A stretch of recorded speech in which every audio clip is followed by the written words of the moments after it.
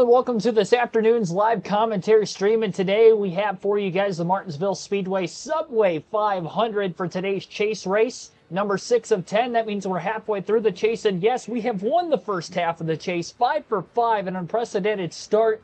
And really, we had to climb insurmountable odds in the last 2 races specifically. We have 2 fuel mileage wins in the first 5 races of the chase. Yesterday, we came from a lap down to win on pit strategy, though the fuel mileage itself was managed well enough that that wasn't close at the end of the race. We were able to flat out just battle Dale Jr., Jeff Gordon in those closing laps for the race win, and, well, we were able to get it done. We only led 22 laps out of 334 yesterday, but we were able to get the win despite falling behind in the early stages. Today, we should have the quickest car in the field. About to find out where we're going to qualify for today's race, but we did win in dominating fashion at Martinsville earlier this season. And for those of you that haven't followed along on the channel with our NASCAR 7 playthrough, whether that be this season or in the season prior for the Cup Series, maybe even the Busch or the Truck Series seasons, the short, flat ovals are by far my best. So here at Martinsville today, like I said, we should be the favorite for the win. Not sure where I'm going to qualify exactly. It seems like qualifying is very hit or miss on the short track still. But I would imagine we're going to find ourselves towards the front of the field. And we've got a record to try to break today. 165 laps led away from the laps led record for NASCAR Cup Series history in a single season. Cale Yarborough, 43-43 is the number to beat. 165 laps led, we will get to 43-44 and break that record. With it being 500 laps today at Martinsville, I would like to think that we're going to be able to break it. We'll see if we can get that done, on top of course, trying to go 6 for 6 to start the chase, which I think is very, very doable. Not even a perfect qualifying lap, but it was good enough for the pole. One of the few poles this season for Dave Blaney, despite the 18 wins. We won 20 races with Mark Martin. So it's actually possible that we win more in this season with lesser equipment. Well, we've had quite a few strategy wins, to say the least, including, again, a couple of them right here in the chase. To kind of steal some wins at Charlotte, Talladega. We ran out of gas through 3 and 4 on fuel mileage there, but because everybody else pitted on the front part of the run after a restart, and we were able to stretch that final fuel window, we still ended up with about a 10.5-second victory. Dover, we had to save about 4.5 laps of fuel in the final 30 laps. Barely able to make it there also, so we definitely have stole a few victories away, on top of, you know, racetracks like New Hampshire, and surprisingly on the 1.5 mile at Kansas where we dominated. Jeff Gordon does start second in this race today, so the pressure's on early to make sure he doesn't lead a lap off the rip. Green flag is in the air. 500 laps of short track racing on a Saturday afternoon is underway right here on the channel. Already a little contact with Jeff Gordon kind of blowing it into the first turn. Ryan Vickers in the 25 car just behind us. Drive off the curb on the bottom of the track going through turns 3 and 4. Same thing in 1 and 2. But Blaney leads lap 1. It'd be cool if we went wire to wire in this race and led every lap. I don't think we've done that in a Cup race on the season. There was one Busch race where I led every lap. Even though it didn't technically credit me with all the laps led. The closest I think we were was the first New Hampshire race. We led all but the first 4 laps, but I didn't qualify on the pole in that one, so that's why I wasn't able to get to the front from the initial start. It's not going to be easy, and I know the big picture here is to try to win the championship. But why not, you know, continue to set records along the way?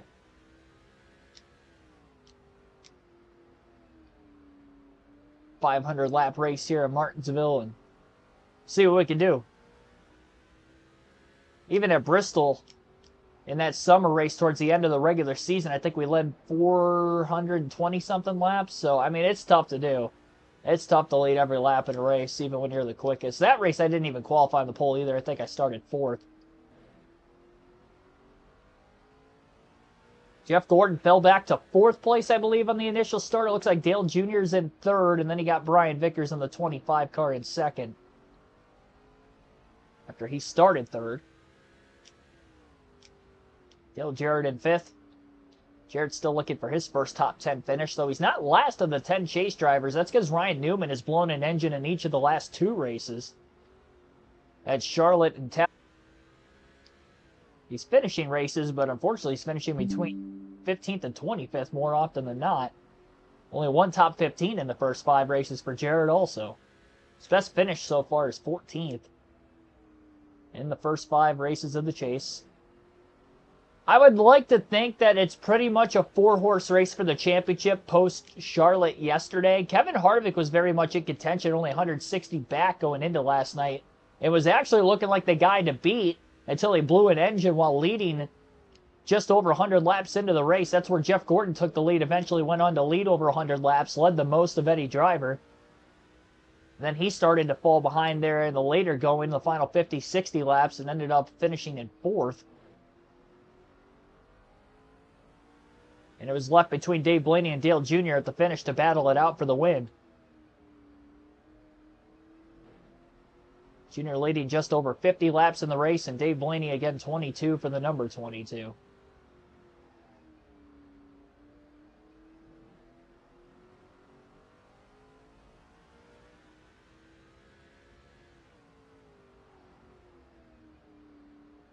So the goal today is keep the full focus on. Let's see if we can lead the most laps we can here. Obviously, first, let's get to 165 laps led and try to break the record. I would love to try to lead every lap. We've had dominant races this season, but nothing to that extent. And honestly, I think here in Phoenix would be the only chances we have of doing it. I think it's more likely... I don't know if it's more or less likely here, because if I'm one of the first cars to pit, I'm definitely not going to be breaking the record. You got to make sure you win the races off of pit road, of course, as well with that. Might go fuel only if we have any cautions and pit stops in the early going.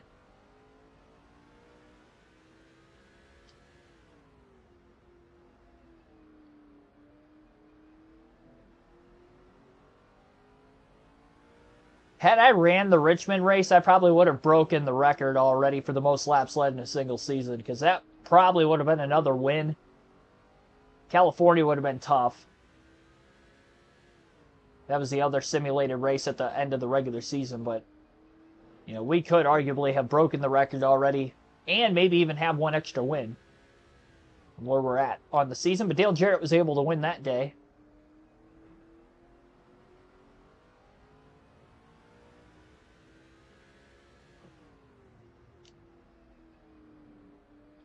Ten-and-a-half-hour shift. Long day. How many more hours you got left? Or did you just start? If you just started, I wish you good luck on your day at work. Appreciate you tuning in, though, Wade. All things considered. About to get into lap traffic already. Only lap 17. Did not take long to catch the back of the field. Reed Sorensen will be the first car to be lapped. And now the idea is to try to get through this traffic as quickly and as cleanly as we possibly can.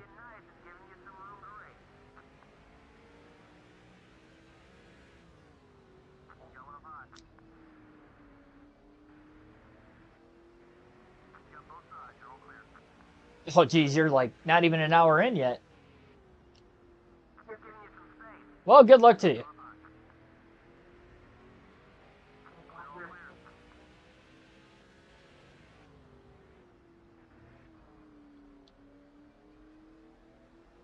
Three cars a lap down already. Michael Waltrip and Kyle Petty are the next two.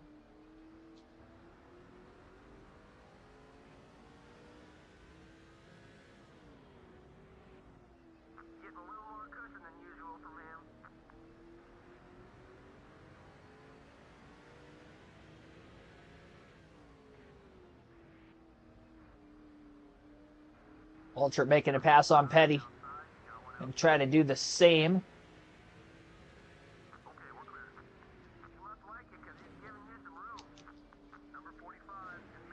Well, bumped him back to that 55 car. Got the 45, but Petty cleared at least.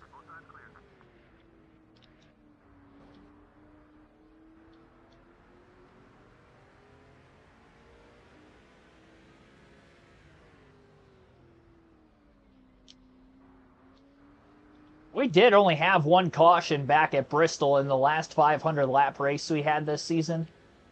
It was lap 75. Final 425-ish went caution free.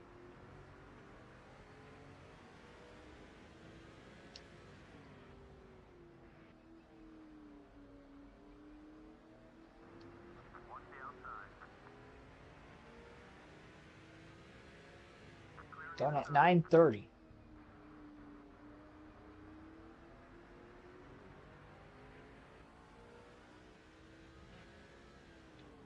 Stay hydrated.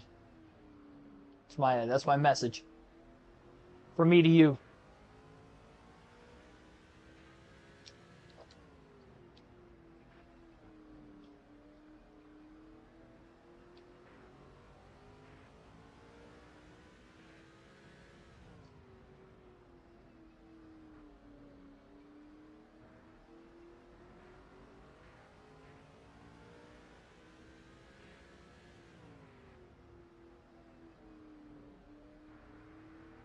Already a 1.8 second lead, only lap 26.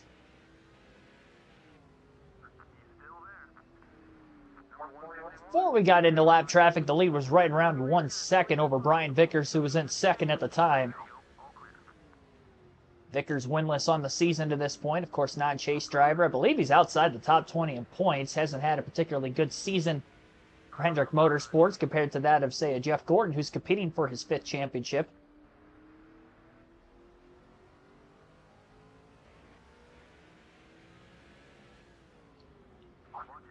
I knew coming into the day we had to lead the most laps here. We had to win this race because I knew we were going to have this kind of speed compared to the rest of the field. We're going to have to do the same thing at Phoenix in the second to last race of the season.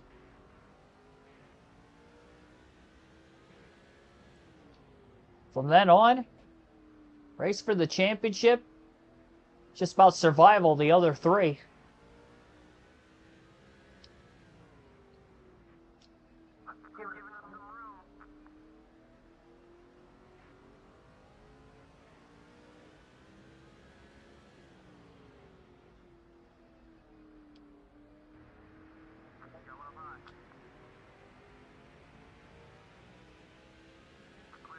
Oh, Hamlin braking really early.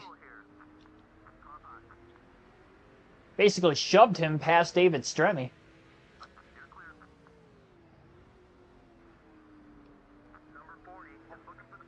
Stremme going a lap down. Now it's the second lap car made contact with. I got in the back of Michael Waltrip once earlier, too. John Fleming, thanks for tuning in. I think this is going to be a rout. Yeah. It's definitely looking that way already. We're only 32 laps in. A lot could happen. 500 lap race. Got to continue the task at hand here and try to keep the car clean. It's kind of the big thing when you come here running a full race in the Cup Series because the races are so long. That's why I don't want to make contact with as many guys as I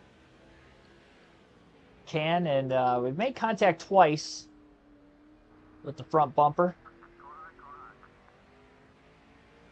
Got to run on Hamlin off turn 2. Should be able to get by him in 3, and we do.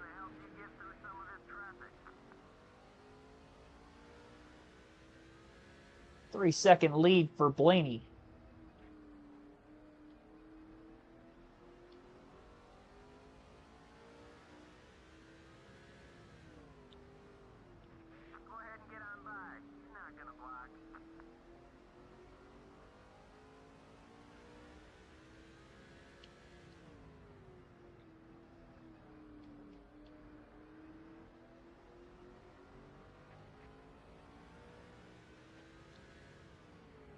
Hit your house that'll lap the whole field.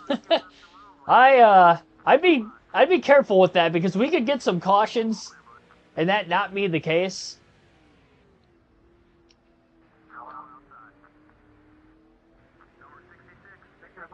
So I've only done that a couple times this season, and they've been more recent with Bristol and New Hampshire.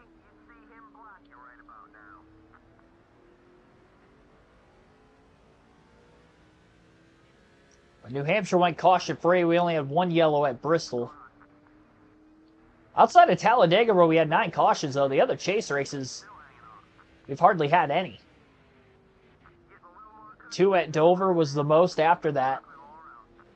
New Hampshire went caution-free. Kansas went caution-free.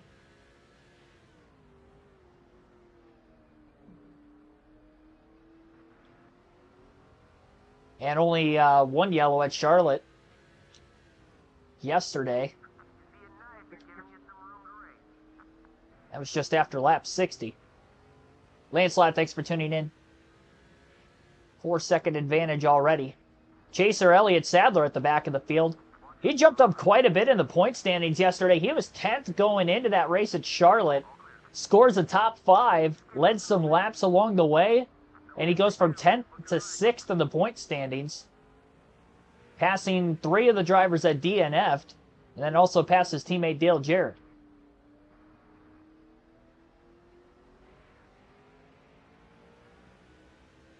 Greg Biffle back to 8th in points after being the number 2 seed at the end of the regular season. What an abysmal chase he has had also.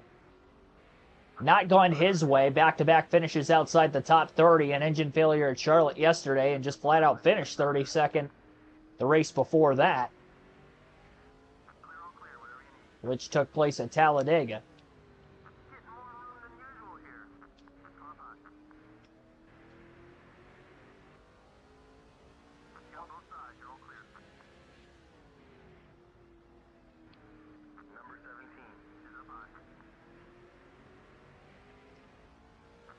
It's weird, too, because when you think of the momentum that he had and then that Jarrett had at the end of the regular season, how bad their chases have gone, you really wouldn't have expected that. And the reason being is because they both got their first and only wins of the season in the final 4 races of the regular season. Michigan for Biffle in the second Michigan date there, and again that regular season finale at Richmond for Dale Jarrett. They run it consistently to get themselves where they were. Obviously, Biffle being second in points. He was the second most consistent driver all season. Only behind us. Up until the last 5 races. And even then, the first 2 races of the chase, he finished top 10 at New Hampshire and Dover. Finished second at New Hampshire. Or third. No, he finished third. He was the only other driver to lead laps there other than us. Started on the pole, finished third, had a strong start. But yeah, the last 3 races in particular, he's really tanked. 11 different winners on the season so far. The only drivers not to make the chase of those with the win, Kurt Busch and Martin Truex Jr.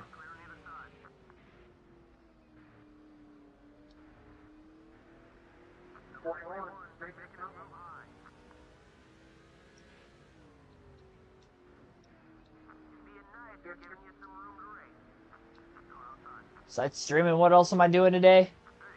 Whole lot of nothing. I still got to work out yet. I didn't do that yet today. As you can see, if you were watching the stream yesterday, I've got the same shirt on I did last night. I had my pajamas on early last night, you know, just kind of relaxing, streaming. Later at night, and I haven't gotten in the shower. I've eaten breakfast today. I had some breakfast this morning. Had some toast. Protein bar. Nothing big. Slept in a little bit, and now I'm here. Here for the next couple hours. Probably watch a little bit of college football later. I think there's a few NFL games on today, too, so I'll probably watch a little bit of football in there, while I'm also working on my NCAA 25 season. I was talking about that yesterday. My daily update on that. Like I said, I finished up the first season already. 3 days, finish up 14-game first season. 8-6 record. Lost the LA Bowl to Hawaii in overtime, unfortunately. And then lost the Big Ten title game still, too. Because most of my losses, 3 of my 6 losses were non-conference. And then 2 of those losses in conference were to Oregon, once in the regular season and then once in the Big Ten title game. But starting off the second season a lot better. Well, okay, so I didn't start off as good. I lost to Toledo at home, first game of the year. I probably should have scheduled an easier MAC team than that because they went 11-3 the season before that. When I was looking on there, I'm like, man, why did I pick one of the better teams in the MAC? So I did that. I lost 24-12. And I was up 10-0 in that game, too. I just thought it was going to be an easy coast win, and then they just shut me down the rest of the game. I had a safety. Was the only other 2 points I scored the rest of the game.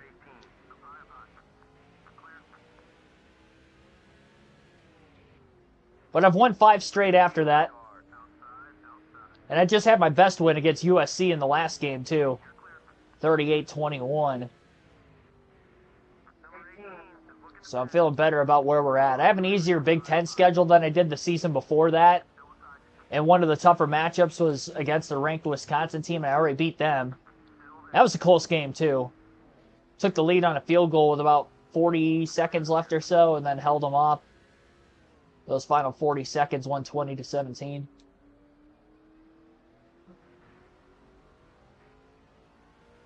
I almost lost to Air Force in the second game right after I was playing Toledo. It was such a rocky start to the season. I had to score a touchdown late there to go up 24-21 in the final minute of the game, too. That was after they scored with a couple minutes left. I had a 2-touchdown lead on them at one point in that game, too. Something about, like, I get into the second half and I can't move the ball anymore. I wasted basically all my good plays on offense through the first half of the game to get a lead, and then I can't do anything. The second half, they just start to shut me down. I don't have much of an aerial attack. Still a work in progress. A couple guys going a second lap down already in these first 57 laps. Full quarters are shortened. I play 5-minute quarters. Yeah, I don't do the full quarters. Because the score gets obnoxiously large with playing like a full game. And I feel like I'd win the Heisman with somebody like every single season if I did that. Even if I have a mediocre record. Well, that, like, every score would be obnoxious. Like, I should be putting up 60 points against one of the best teams in the nation, but then they end up scoring like 40, 50 something. So it's like my defense overall ranking is going to be really bad, and then offensively it's going to be really, really good. So when I play shorter quarters, the overall stats by like the end of a game are more realistic. I do 5 minutes, but no accelerated clock. So, I mean, each team pretty much gets 2 series each quarter, which, if you manage the clock well in a real game, that is realistic. I see a lot of games, especially nowadays, in the first quarter, get 2 teams that put together a 6+ minute drive in the first quarter, and back-to-back series, and you know, the team that got the ball second sometimes doesn't even touch the ball again in the first quarter, so.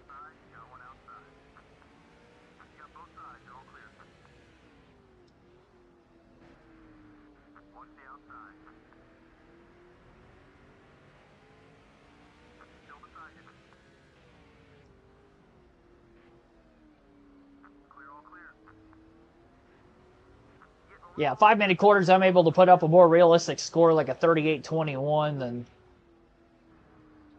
if I was, I mean, you got to figure that's only 20 minutes of a 60-minute game. Like, I'd put up almost 80 points at that rate if I was playing a full 15-minute quarter game.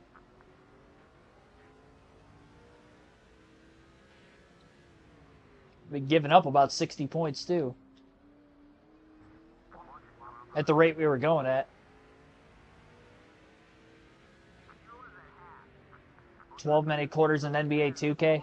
Well, I will say with the NBA, as many points as they score a game now, like there's some games where both teams are scoring 130+ points on a semi-regular basis, I feel like nowadays. So that's actually more realistic if you do play a 12-minute quarter game and do get scores like that.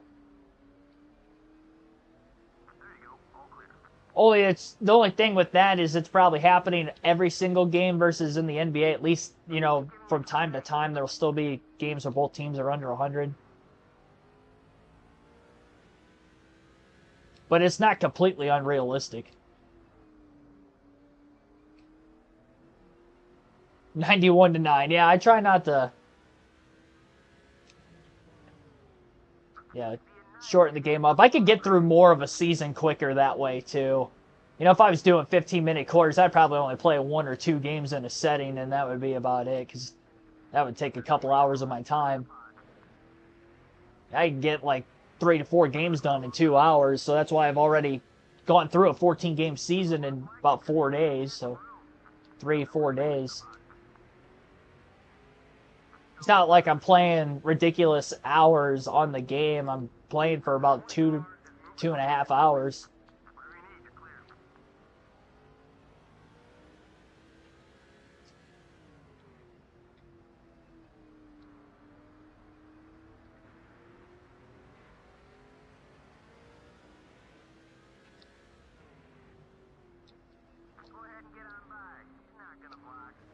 Oof, oof. A lot of contact there, Jeremy Mayfield. Tony Stewart almost got his lap back, got to the outside, but couldn't clear. Lap 70 already. We are past halfway through this fuel run. We've got almost a 10-second lead already.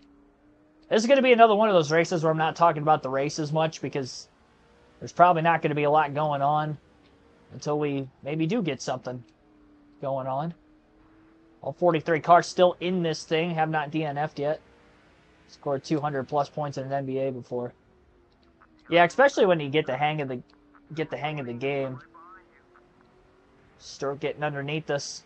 Tony's putting up a battle right now, trying to keep himself on the lead lap.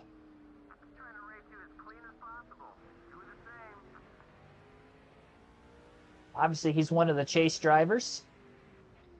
Trying to get the highest points finish he possibly can. Considering he missed the chase in real life in 2006. Opposed to winning the championship in 05 because he's technically our defending champion for this game. But he's doing better this season, at least consistency-wise. He was outside the top 10 in the points for a lot of the season. He didn't actually get into the top 10 in points till about those final 4 or 5 races, and he was able to get up to about the 7th seed before the chase started. And he's pretty much been right around there since the chase started. About 5th through 8th in points.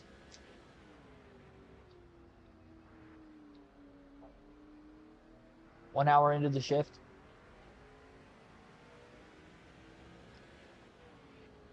Put up 90 in the road to glory. Yeah,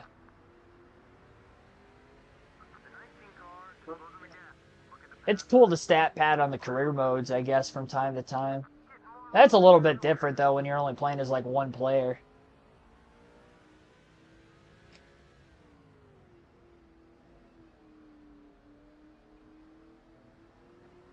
The chase to just basically break all the records you possibly can at whatever position you're playing.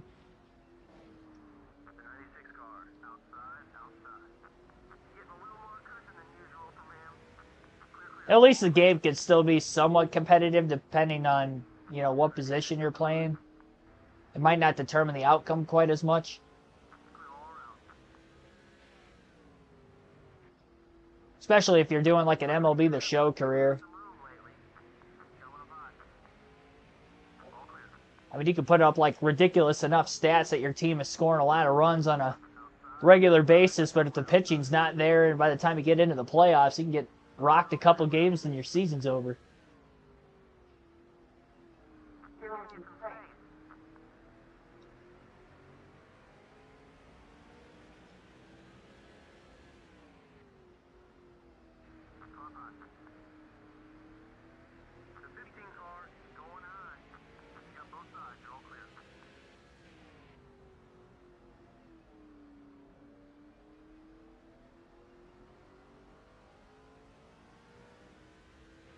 .80 laps in.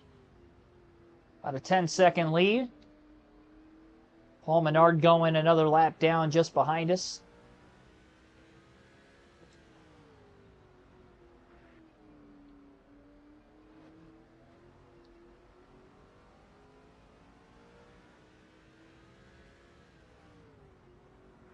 I do think it's going to take me a while to put a perfect season together. Like, I think I could go out and win the national championship with the Michigan team I have right now if I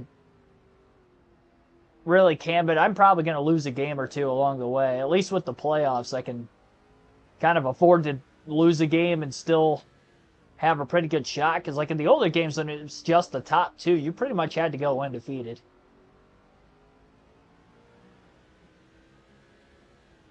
But yeah, I can definitely see the difficulty. The most difficult thing, I think, on that game is kicking.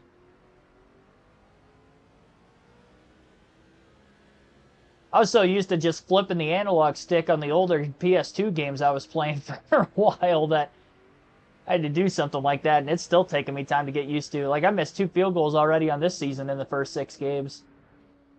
One of them was an easy one, too. I was on the left hash, but because I didn't have I didn't press X quick enough on the center of the meter that I didn't push the kick far enough to the right like I wanted to, and ended up basically, well, I mean, I shanked it. Moral of the story is, shanked a 32-yard field goal.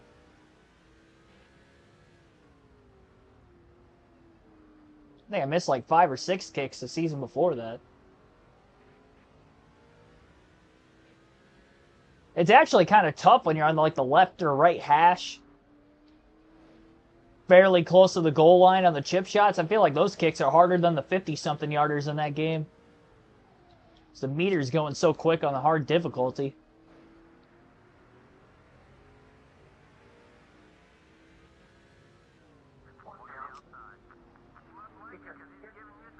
And you're trying to pull or push the kick basically into the goalpost, center of it.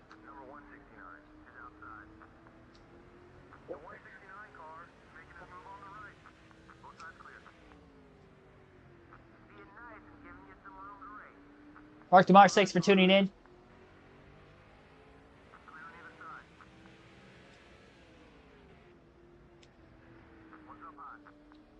I mean, this has definitely got to be one of the most dominant chases of all time that we put together here with Dave Blaney on this season. With Dave Blaney of all drivers. We win this race today. We set the record for the most wins in a single chase or playoff in NASCAR history, 6. Obviously, that goes back to 2004, which was the inaugural season. Kyle Larson in 2021 and Tony Stewart in 2011 each had 5 wins in their expected chase or playoff run. We're going to have 6 in the first 6 to break that record. I would like to think we're going to win Phoenix. So I'm looking at least 7, really. Maybe we steal another win on the other mile and a half's very well possible. The fact that we've won the first 5 races, though, and we're still not a full race worth of points ahead of Jeff Gordon, again, just goes to show how good Gordon has been in the chase quietly. Although he's not winning, he's leading laps, and he's finishing top 5 consistently.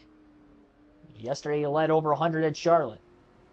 It's going to be tough for him to lead a lap today. We'll see if he can do it. If he can just get himself into second place and Blaney pits before him, that could be his way to getting bonus points. And, you know, best he can do, Blaney dominates, finish second. Try to do what he did at Charlotte yesterday, lead a bunch of laps, but only get the victory and hope that Blaney doesn't have a good finish when we go to a Texas or an Atlanta. Homestead's a question mark because we haven't raced there this season.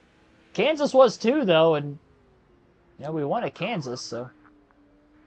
Texas, I think, is going to be the most difficult race we have going forward because I did finish 11th there, and I barely ran in the top 10, didn't lead any laps. We're probably not going to be quick at Texas.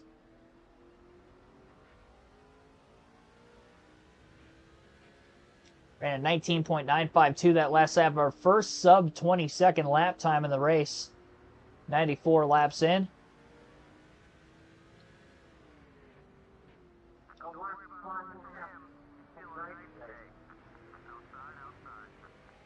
So many cars off the lead lap already. We're probably going to lap the whole field this first fuel run of the race, let alone after the fact.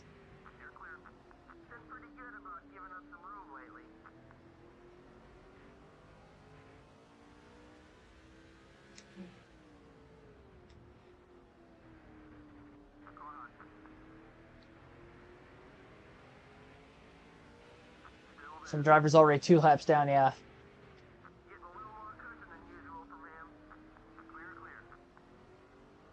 I wouldn't be surprised if Kyle Petty, who we just passed there, might even be 3 laps down. Might. I don't know that for 100% certainty. We were able to go for 3 pit stops at Bristol. It might be a 4-stop race today, because I do feel like we're burning more fuel here than we were at Bristol. We're going to lead the first 100 laps of this race, no problem. Which means we're only about 65 laps led away from the record. Another record we can try to break this season is for average finish.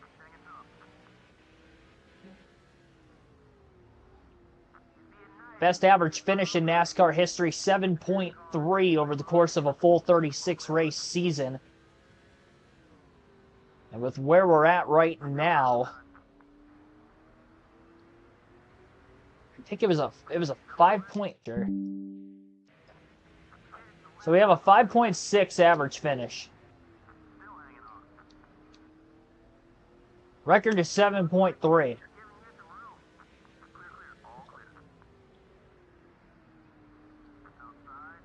As long as we don't have a really, really bad finish in there, we will get it easily.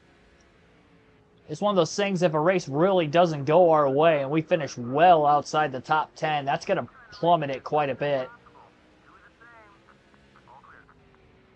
I think last time that happened at Watkins Glen, it dropped down like 3 positions. I think it went from like a 5-point-something to an 8.0 in one race. So as long as we don't have like a really, really bad finish.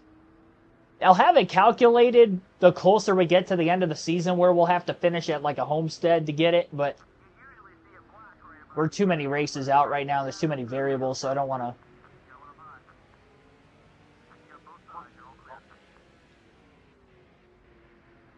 Try to figure that out right now.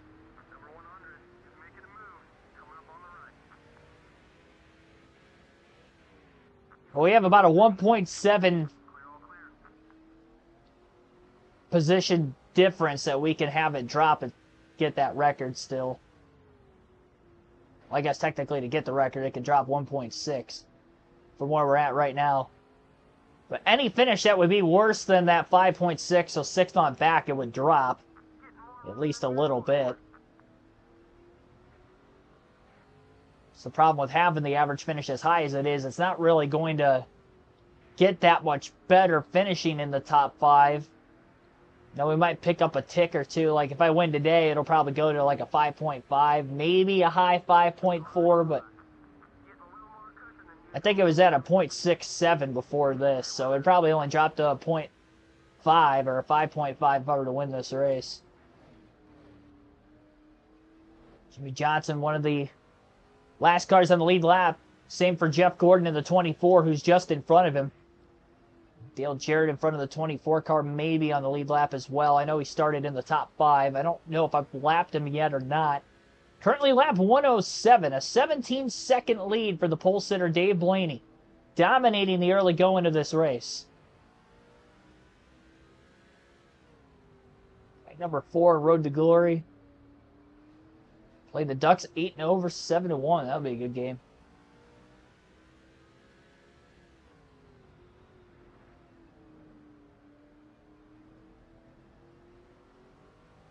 Yeah, both games I lost to Oregon on the last season, I lost by 1 score. 10-3, and then I lost in overtime.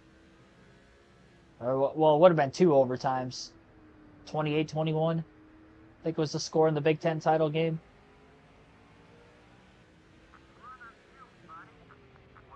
I really thought I was going to win that game, too. I scored a touchdown real late to force overtime.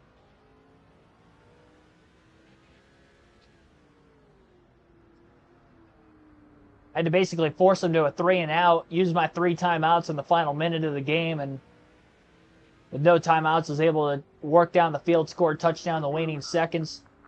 I thought about going for 2, but I really don't like going for it as much as I can. Especially when I'm the underdog, because I feel like more often than not, I don't get it. But I also knew how good Oregon had been against me up to that point defensively, and it was so hard for me to score against them that I felt that that was going to be my closest chance to get to the goal line. And I ended up getting the ball first in the first overtime, and I scored a touchdown. I'm like, all right, let's get a stop. First play for Oregon as the second series in that first overtime. They scored on a 25-yard touchdown pass. I'm like, you got to be kidding me. And they scored again on the next series just in like 5 or 6 plays. Walked down the field on me again. And I threw an interception. That was all she wrote. Honestly, the season I had, I probably didn't deserve to win the Big Ten title game.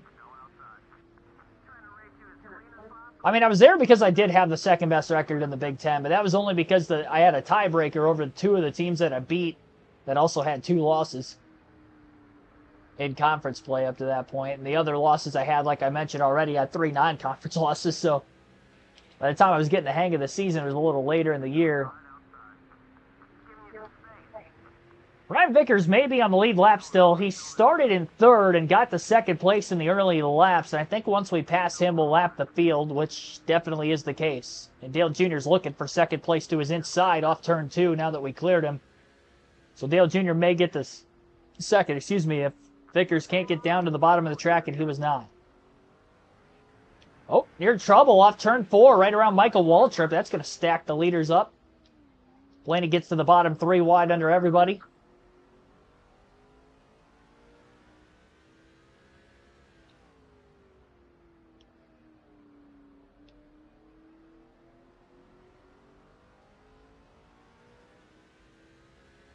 Landon Auguster, thanks for tuning in. So I've seen more and more gameplay of NASCAR 08 in the last couple weeks, kind of trying to prepare myself, because I've literally never played that game, and, you know, probably next weekend we're going to end up getting it started once we finish this chase up, and we still got probably 1 or 2 more modified streams left as well for NASCAR 07, and that's going to be it. That'll be all for NASCAR 07 on the channel. We moved to NASCAR 08. I've heard that it's a very bad NASCAR video game, but I've never played it. For the quality of how bad it may be, I think that's going to actually make it tougher on us. You know, I kind of look at it like NASCAR 21 Ignition and how almost impossible it is to win a championship on that game because of how many game glitches there are. Like, I can win quite a few races still through the season, so that kind of carries me at least to a deep playoff run. But then to, like, get to the championship 4, you got to hope that nothing glitchy happens to give you a bad finish in the round of 8 if you can't win. And then, obviously, the Championship 4 as well, which put a valiant effort up in our season there and just couldn't get it done. Battling for the win in the closing laps, but wasn't able to do it.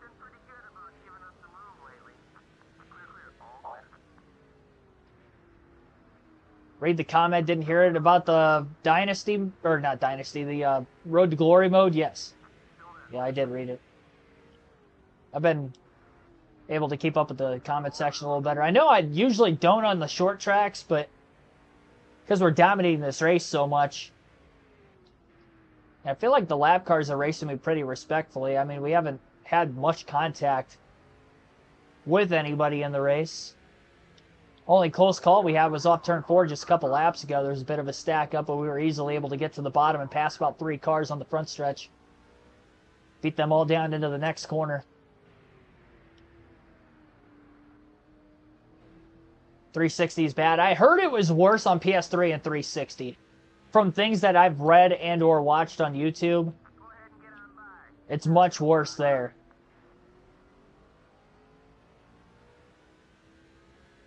Lap 124, we're going to have to pit very soon. I'm planning on pitting at lap 125 is going to be the plan. And it looks like we will be the first car to pit road. So I will not be able to lead every lap here at Martinsville, unfortunately. So much for going wire to wire. Get a 1 lap lead, but I think we're still going to... I mean, I can maybe go fuel only and try to risk it.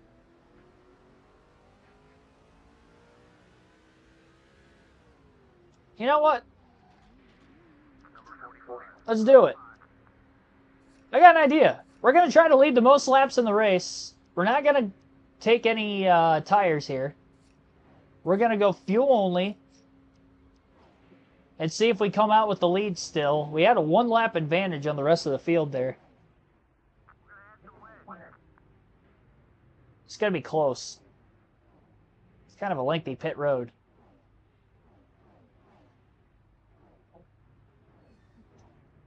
We're risking it today. I want to try to go wire to wire.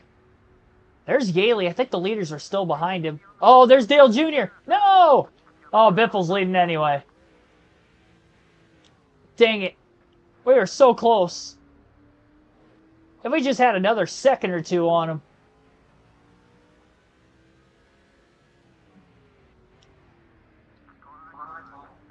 Third place. We'll bump and run on Earnhardt to get back into second. Man, I really wanted to lead every lap. We definitely have the car to do it. It just goes to show how hard it actually is. So Biffle's led the last 2 laps, getting 5 bonus points today. Not sure when everybody else is going to pit.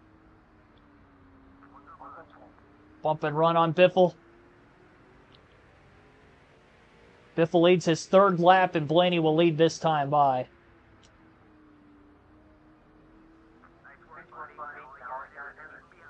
A little contact there. Man, that was close. I thought Earnhardt was actually going to be the leader. I didn't realize Biffle was in second. Because Dale Jr. passed Vickers for second when we put Vickers a lap down. He was still in second place at that time, so I don't know where Biffle came from. But good run for the Biff so far. Trying to re-right his wrongs of the last couple races. Well, they're all going to have to pit pretty soon.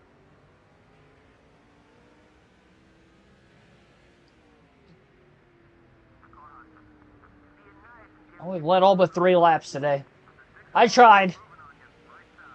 I'll try again when we get to Phoenix.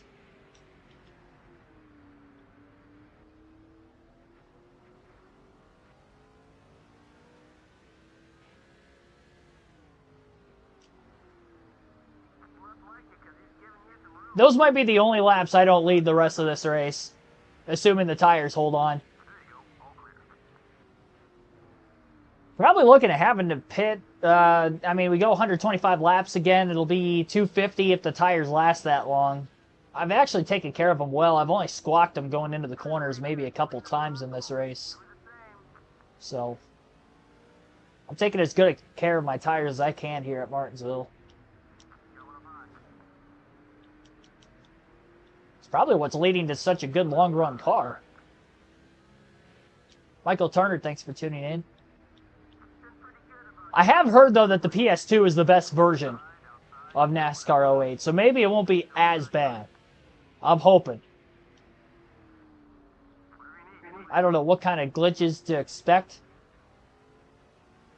It can't be worse than NASCAR 21 Ignition. There's no way it's that bad. NASCAR 21 Ignition, far and away the worst game I've ever played. NASCAR Heat Evolution was bad, but NASCAR 21 Ignition was on a whole other level. At least NASCAR 21 Ignition worked when you tried to use it, like it wasn't crashing on you. Random times, middle of the race. I still remember that Texas race we ran when we were in the final set of green flag stops and the game just randomly crashed on us. That ticked me off that day.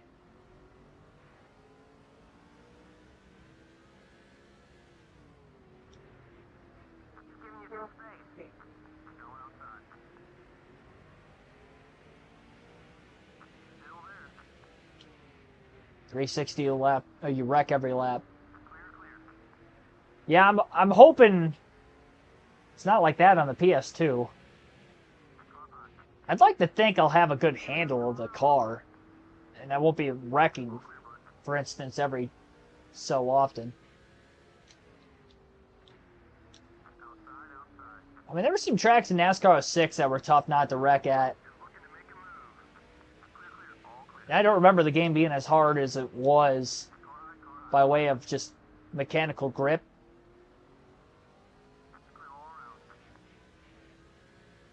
Because we didn't win a championship that first season with Dale Jr. Other than NASCAR Thunder 2004, on both seasons there, that's the only season we didn't win a championship in. On these classic game playthroughs was that 06 Cup season.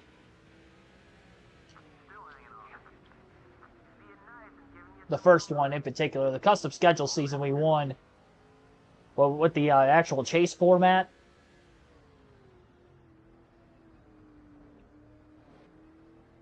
At least I was able to win a Cup title before I lost that game. Not lost it, passed that game by. Moved on to this one. Been a long road with NASCAR 07, though.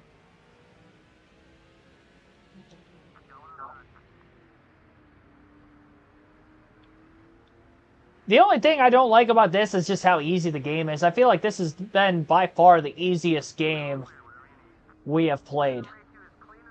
By we, I mean I have played on the channel. And a lot of that could contribute to the fact that this was one of the more played games I had growing up. So it was easy for me to take to this very quickly like I did. But Dave Blaney, you know, we're in C-tier equipment. There's no reason why we should have won 18 races this season. Now, granted, a lot of those races I didn't have the fastest car. The tracks that are 1 mile less in length, sure. But, you know, like yesterday at Charlotte with like 22 laps, we came from a lap down. We had a lot of obstacles to cover to try to win that race.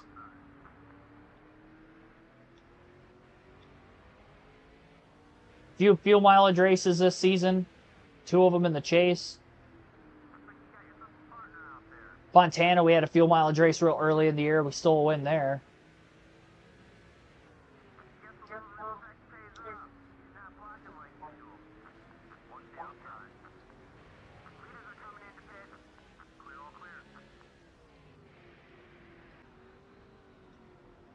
Definitely watching out for cars hitting pit road.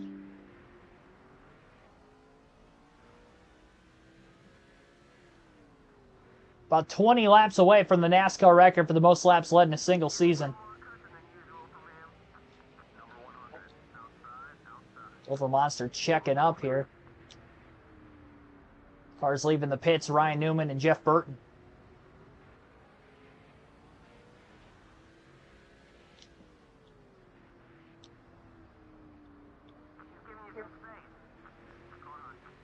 No big glitches on the PS2 version. Well, that's good. Oh boy.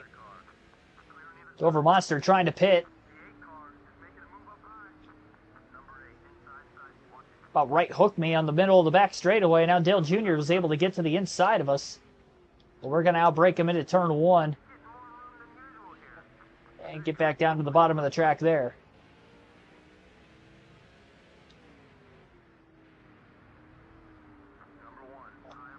Got a lot of traffic around us right now. Lap 150.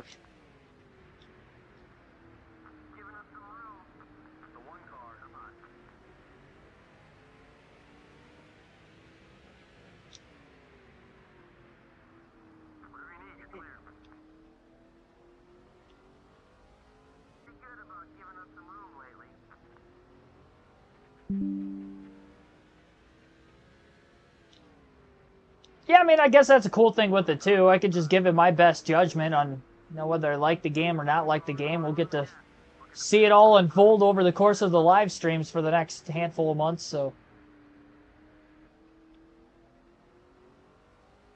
Definitely curious.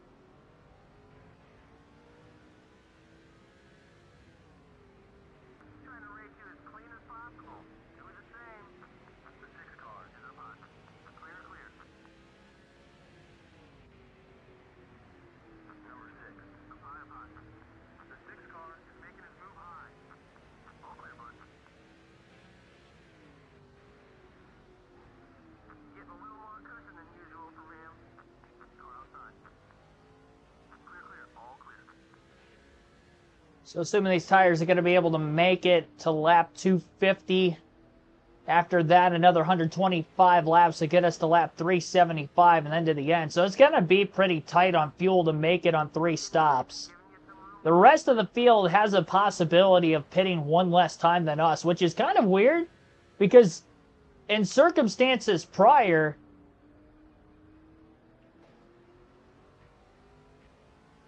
you know, we've had several races where I was able to make it on one less stop than the rest of the field. So the news is we've got the speed to be able to counteract that. I think ultimately we'll be okay.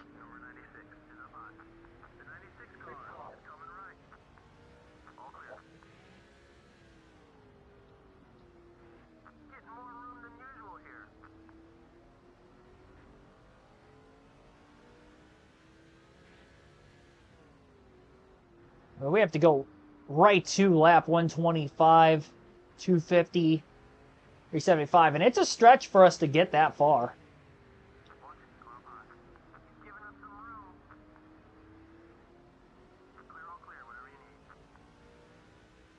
If we get just one caution in this race, though, too, that'll help us save a little bit of gas and make it more manageable to actually get that far. Yeah, the rest of the field, I mean, we had some guys going over 140 laps. If Greg Biffle is still in second, then we're going to be 2 laps ahead of the field here pretty soon. But again, we did not take tires on our 4-tire stop, and we're still passing cars. Goes to the easiness of this game for me then.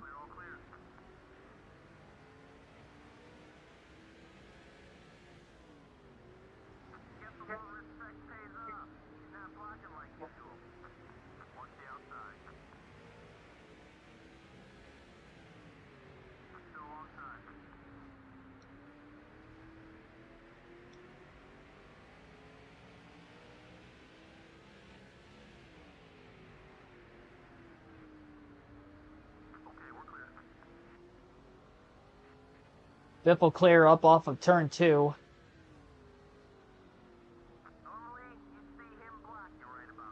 It's also big if we were to get a caution because now we have a 2-lap lead with doing the strategy play instead of 1. So Biff would only get one of his 2 laps back. Having this big of a lead, I think I can make a 4-tire stop and still cycle out of the field in front of the rest of the leaders without losing the lead again. That's why I went fuel only the first stop, though, because I wanted to try to lead the most laps that I could, which would have been all 500. We hadn't done that this season. I remember doing it twice with Mark Martin last season. In Phoenix and New Hampshire, we did it. So maybe we got a shot at Phoenix yet.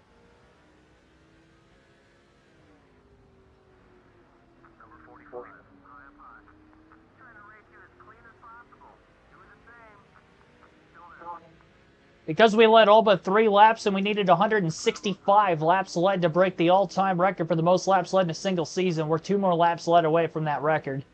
It'll be 164 this time and then 165, so we are going to tie the record at the line here. And we will break the record next time by.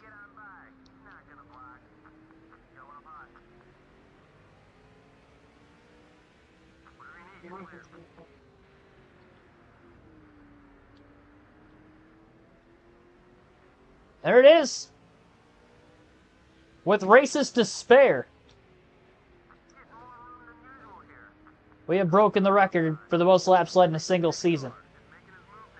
And the fact that I have done that, won 18 races, and I'm still not over 1 race worth of points ahead of second. I mean, I know the chase obviously rubber banded the field back together because we were a couple 100 points ahead of second place when we started the chase, but then it went down to 5. Back up over 100 again. With these last 2 wins in particular.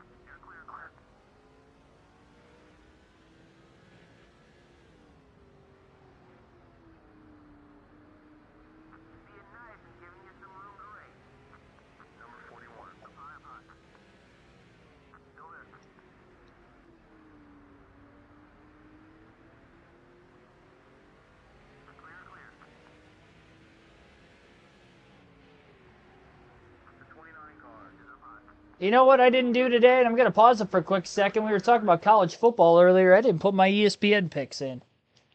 I think there might be a game going on right now. I want to get them in before the rest of the, see here.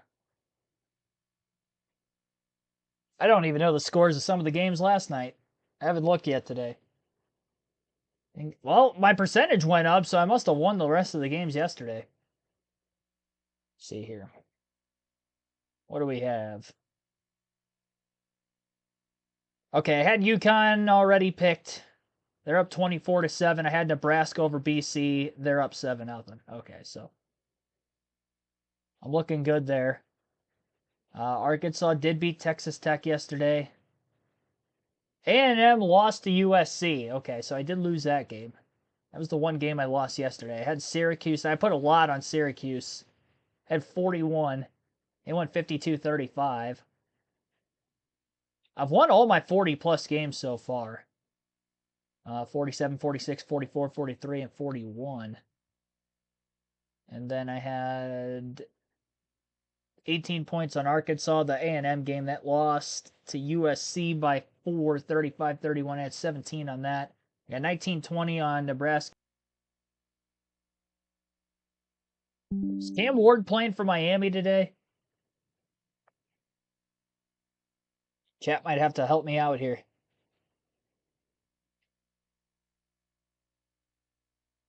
Miami's going up against Iowa State. Cam Ward's not playing. Cam Ward missed out college football playoff. He's not missing. Oh, no. Cam Ward is playing today? Yeah, give me Miami. If he wasn't playing, I was going to go Iowa State. I remember last year when I was playing this game, too, that that's where I was winning a lot of the games that I was winning because I would look to see if there were any key inactives sitting out in the bowl games. TCU's 9.5-point favorites.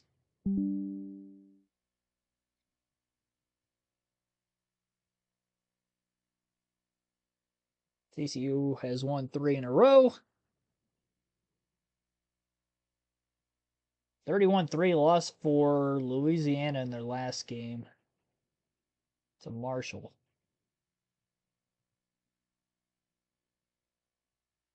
Preview. Earpiece right out of my ear. How could you forget? I wasn't looking. I mean, it's not that important in the grand scheme of things. So the likelihood of me actually winning this thing is very slim.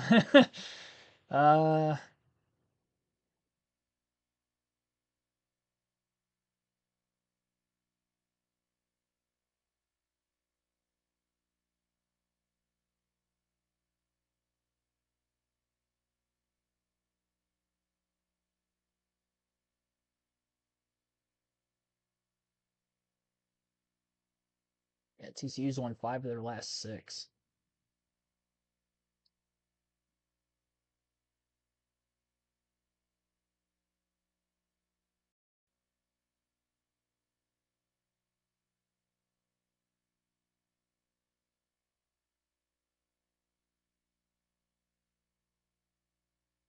We gotta see who these wins are against for TCU. Cincinnati, Arizona, Oklahoma State, Baylor. Baylor they lost. Beat Texas Tech. I think all those teams are unranked though. Yeah, all the games they played all season are against unranked teams.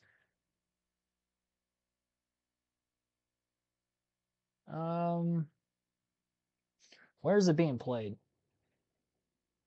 I always like to take the team that's closest to the New Mexico. Closer for TCU.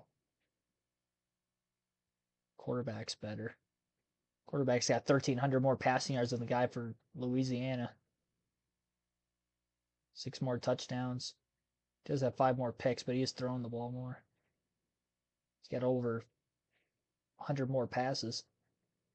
Completed passes. He's thrown almost 200 more passes. Hey, give me TCU. I'll take TCU. And, man, there's a lot of games today. I didn't realize there was this many college football games. Well, hang on. Let me just do the ones that are probably going to start before this game's done, which is Louisiana and Miami, and I'll remember to do the rest later. So I'm definitely taking Miami. Then we'll go TCU. Okay, so we're looking good on the picks so far for today. Oh, Nebraska just scored again. They're up 14. Wait, hang on. Third.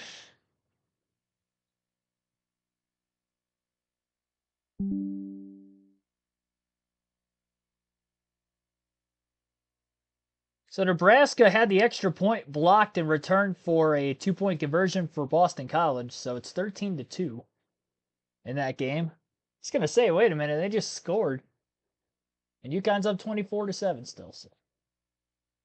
And looking to score again. They're on the UNC 5. All right, that's enough of that. Back to what we came here for. Our quest to winning Dave Blaney a first career NASCAR Nextel Cup Series championship. And, of course, to get the Martinsville sweep today.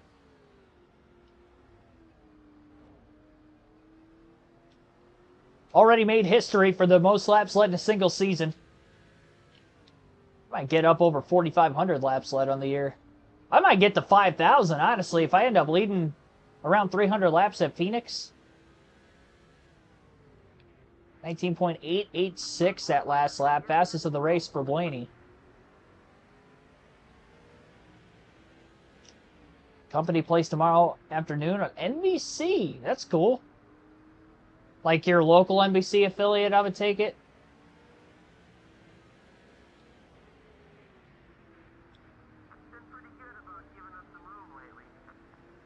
I don't know what you mean by, like, your company plays, like...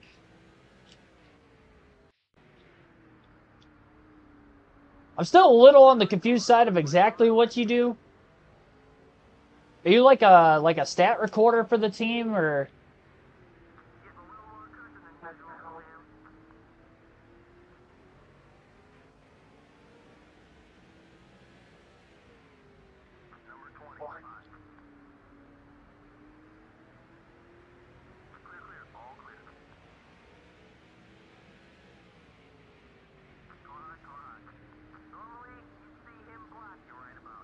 Up to the back of Jeremy Mayfield. I got into him a little earlier, too. Taped the games. Gotcha.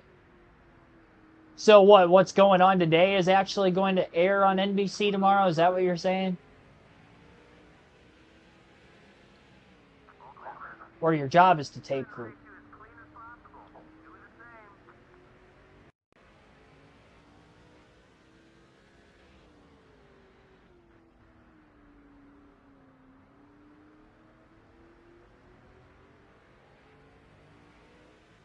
Mayfield blocking for his life right now.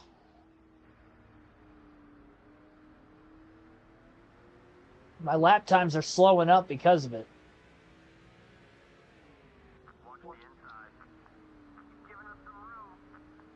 Ran at 23 that last lap. I've been in the 19.8s. 24. Whoa! A lot of contact there. Nemechek blowing through the 10 of Scott Riggs. I haven't seen that big of a stream of smoke all race. Could you imagine if I did a full race here? Yeah, that smoke still hasn't settled. That was a lot.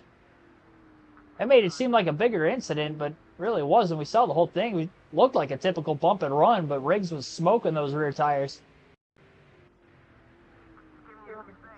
Eventually, we got by both of them to put them yet another lap down.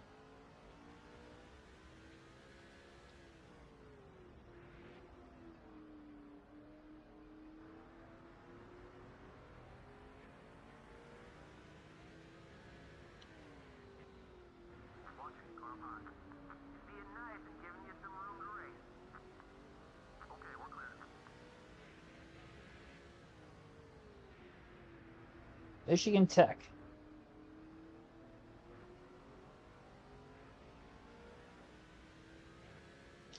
So the games are live streaming. I mean, that would be like most most schools. I know there's a lot of high schools in the Toledo area that do that too. If they're not on Buckeye Sports Network, like a Friday or Saturday night or something, they'll air on, you know, live on whatever YouTube channel or Facebook Live. But they do that to at least give you the ability to be able to watch if you're not actually there. But yeah, they'll have live, like, local regional games, especially during football season on like a Friday night. Buckeye Sports Network, which I think is an affiliate of like ABC, if I'm not mistaken, like our local ABC affiliate. But it's not on big ABC. It's like if you were to go through like a TV viewer guide, it'd be like a 13-2, 13 ABC, which is Toledo, and then like the -2, it's like the secondary channel. I think, I'm trying to think, I think that's like MeTV and stuff like that too. I think is also under that channel, but that's where they air like high school athletics in the Toledo area. Same channel.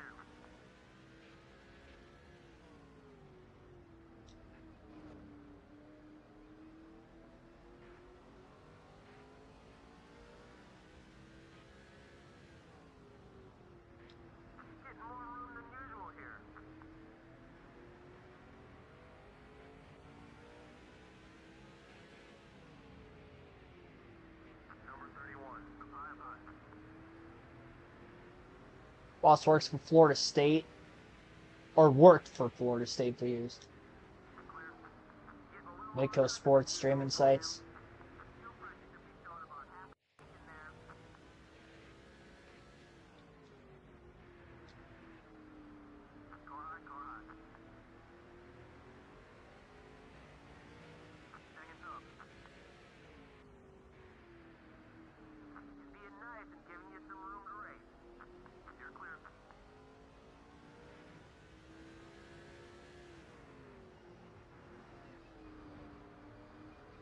Alternate through the different camera angles for the first time in the race today. Halfway out of gas at this point in the run.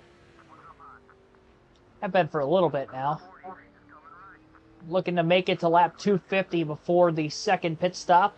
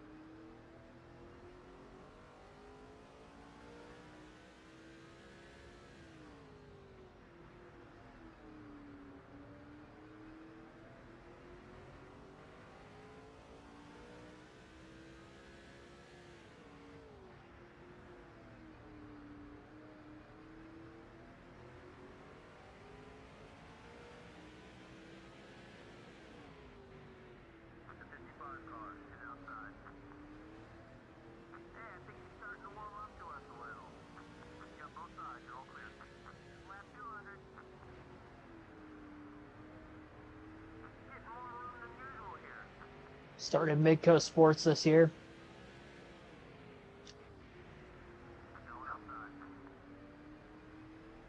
Is that just exclusively for Michigan Tech?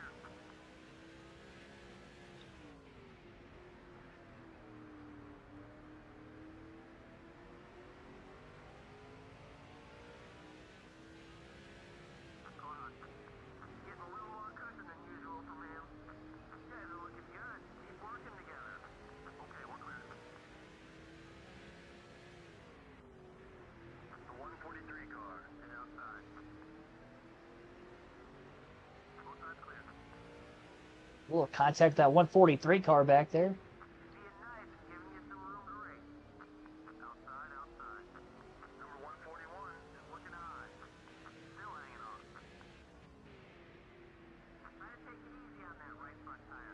Right front finally starting to wear a little bit, just over 200 laps in. Definitely going to be changing our 4 tires when we come to pit road at lap 250. Nice to know that if we take care of the tires enough, we could actually make it the rest of the race. We chose to do that again. No need to have to now with as big of a lead as we have. Probably just be 4 tire pit stops these last couple times the rest of the way.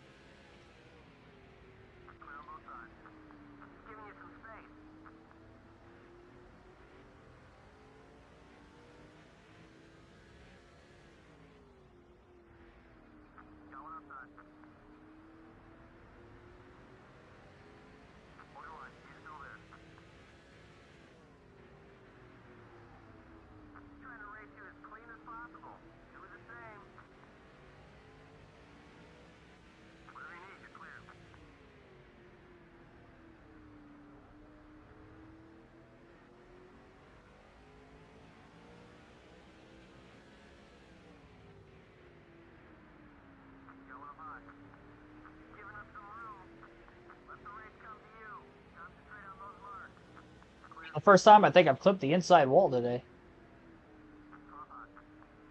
Not quite sure how I did that. Kind of diming the corner off maybe a little bit too much. Credit to Brian Vickers, though. He's still having a good run.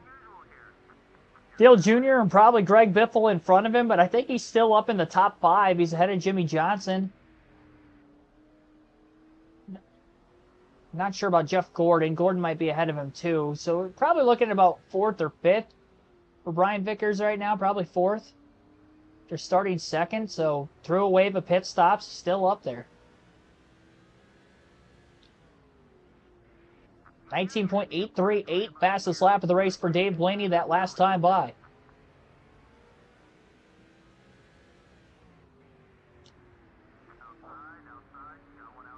Dale Jr. staying wide, giving Blaney a ton of room.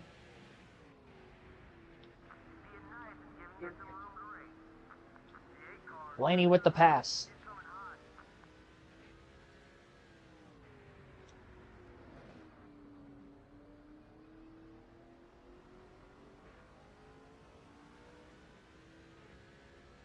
.769 that last lap.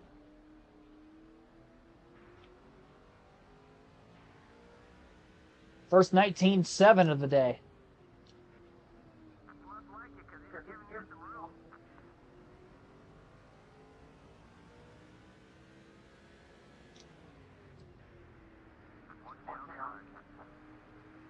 Tight squeeze between the curbing and where Jeff Green was. Made a clean pass on him nevertheless.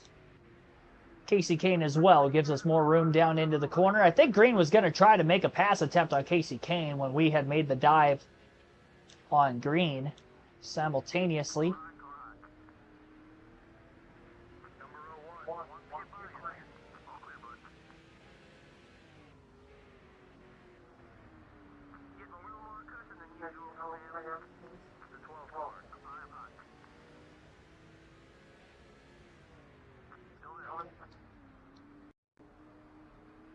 So I believe Biffle's still in second, then Jeff Gordon is riding in third.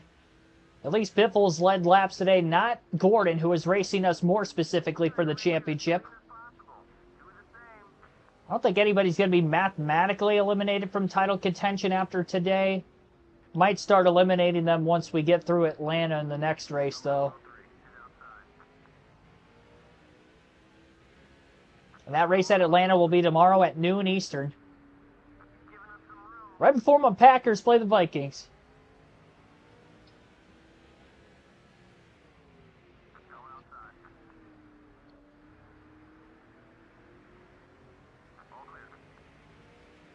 There's one car out of the race, but I don't know who it is.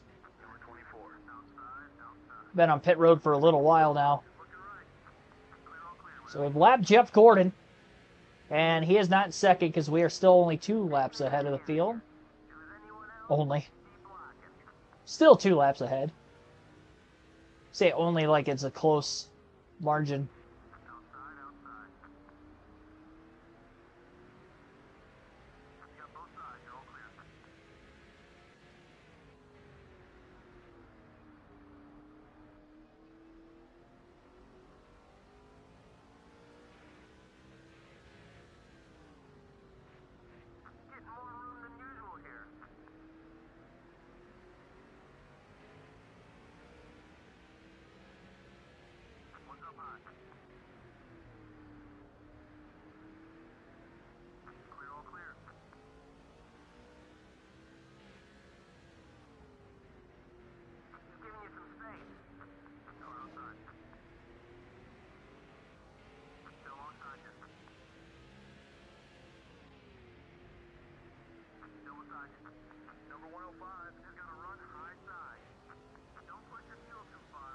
Quarter tank of gas left at this point in the run. About 30 laps away from our stop still.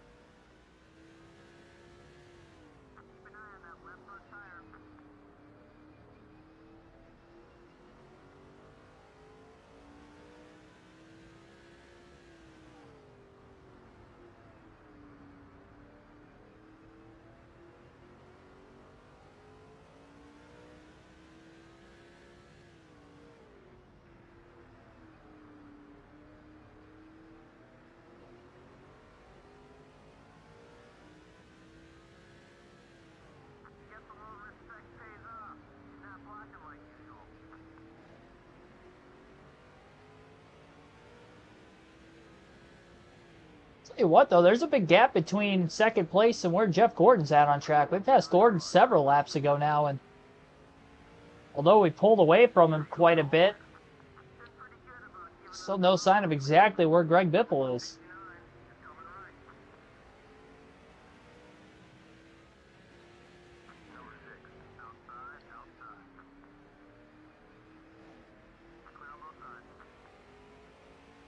Bounced off the curb, got up into Mark Martin a little. Get by Waltrip cleanly. Slightly nipped the curb again through 3 and 4, but nowhere near as bad. Didn't make contact with Waltrip there.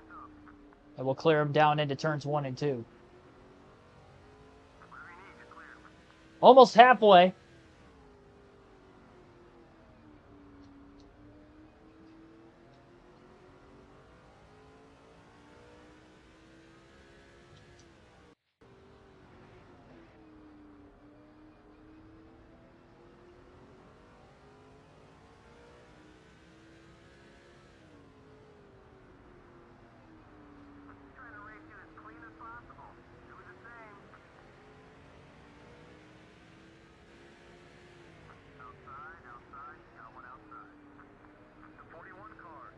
I'm just able to break so much deeper into the corners than everybody else. And majority of the time, they really are being overly respectful. I mean, we're allies with almost everybody in the field, which is allowing them to kind of move up out of the way. I wonder if we get into the second half of the race, if they're just going to continue to do that.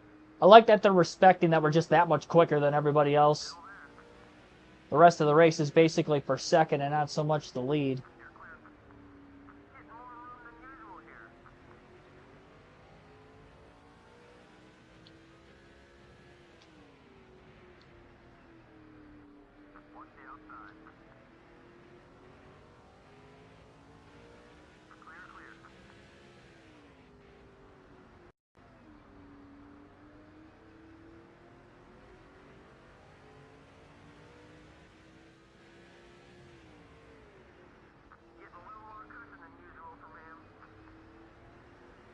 There's Biffle just up ahead.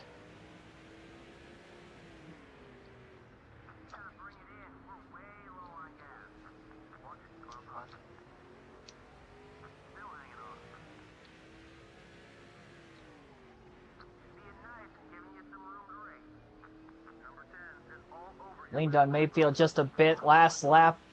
3 wide when I was underneath him and Riggs at the same time. Oh, a little contact again, I think. Down into turn 3. That was on him more than me trying to squeeze it in. They're almost clear.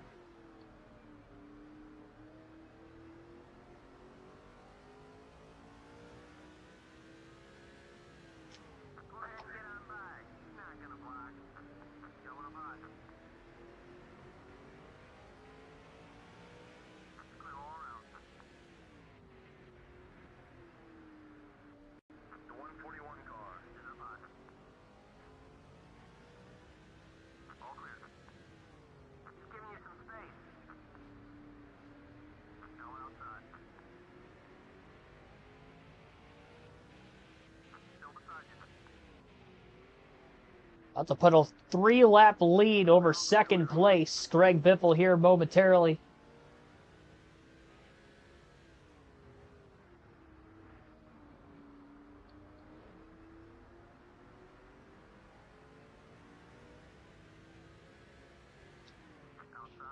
Driving to the inside through turns 1 and 2.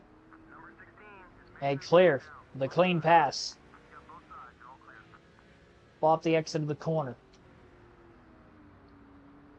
A little bit more jammed up lap traffic ahead of Biffle. Hamlin, the 143. And you got J.J. Yaley and Elliott Sadler a little bit further ahead also.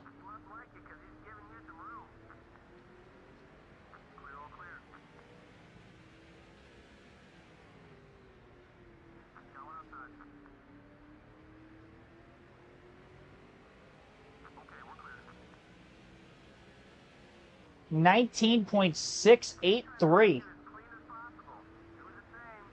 Fastest lap of the race yet again. Late in the fuel run, where the load is lighter.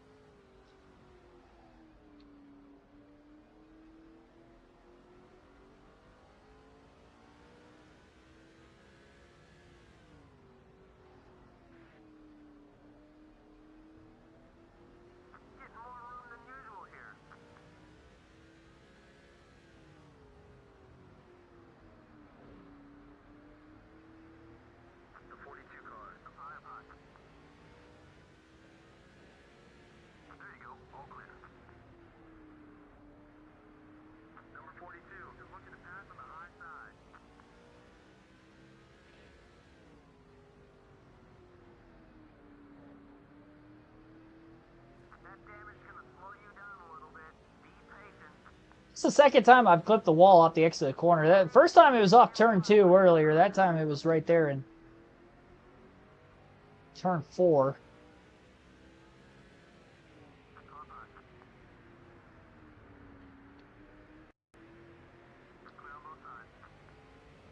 Trying to make it to lap 250. Still passing cars.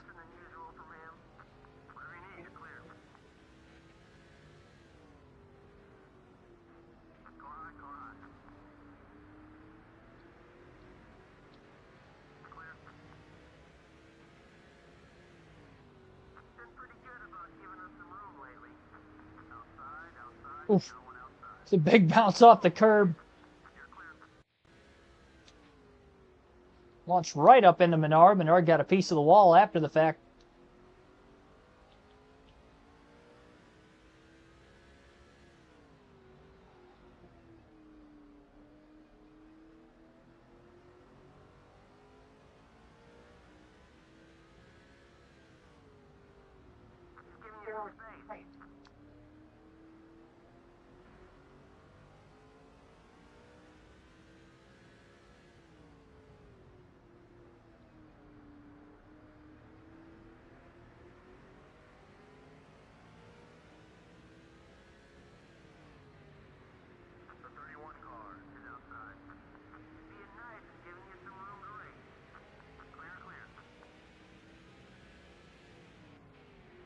Try to go one more lap.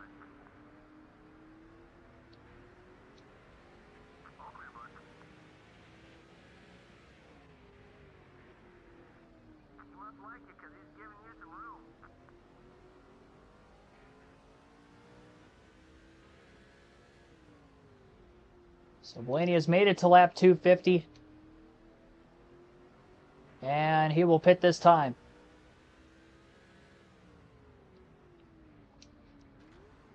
I was way more aggressive on my pit entry than it was last time. That could have been the difference of me maybe winning that race off pit road and not from that first stop. So we've only led all but 3 laps. 4 tires, full tank of gas.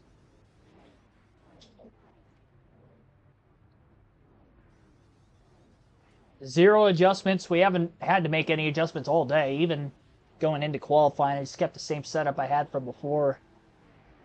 Still caution free halfway through. Kurt Busch is the one car out of the race today.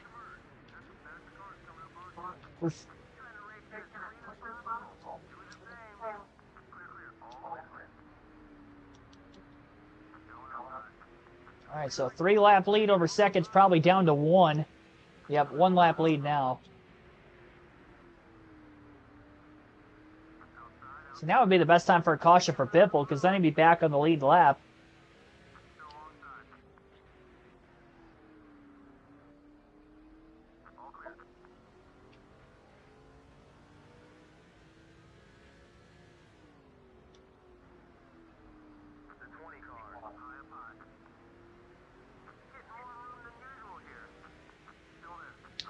So if we make it to lap 375, which again is going to be a stretch to get to the 125 laps, but we've gone 125 laps on each of the last 2 runs, all under green flag conditions.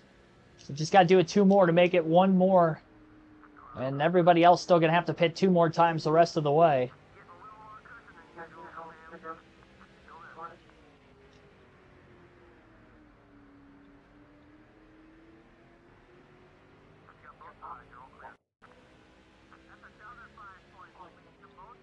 Yeah, most laps have been clinched for Blaney as it continues to add on to the lap total for not only today, but on the season, which again, earlier in the race, had broken the record for the most laps led in a single season in NASCAR history. Cale Yarborough's record of 4,343 laps have been eclipsed. We had to lead 165 today to break that record, and we've led all but 3 laps up to this point, so just over 250 laps led for Blaney. Should be able to get up to 4,500 by the end of the race for the total season. We still got 4 races to go.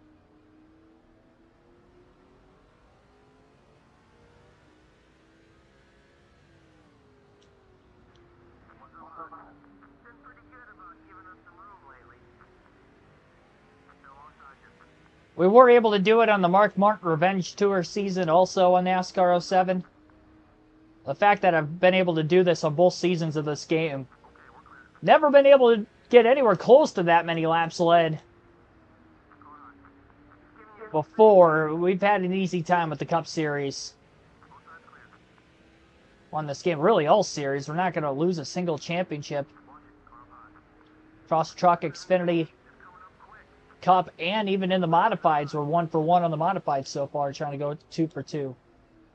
4 races still to go on that season, so we have 2 more streams with the double headers there. Maybe 1, we might be able to clinch the title 2 races early.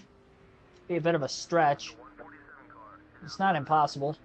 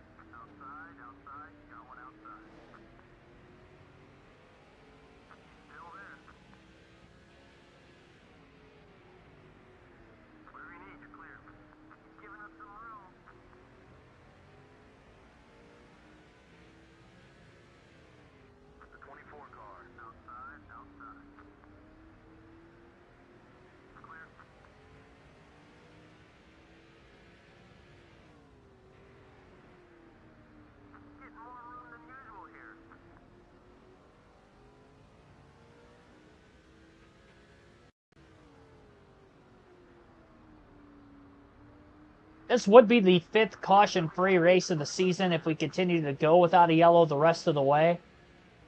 Again, the only car out of the race is Kurt Busch in the 2, who was 12th in points coming into the race. Again, one of the former champions to not make it into the chase. 3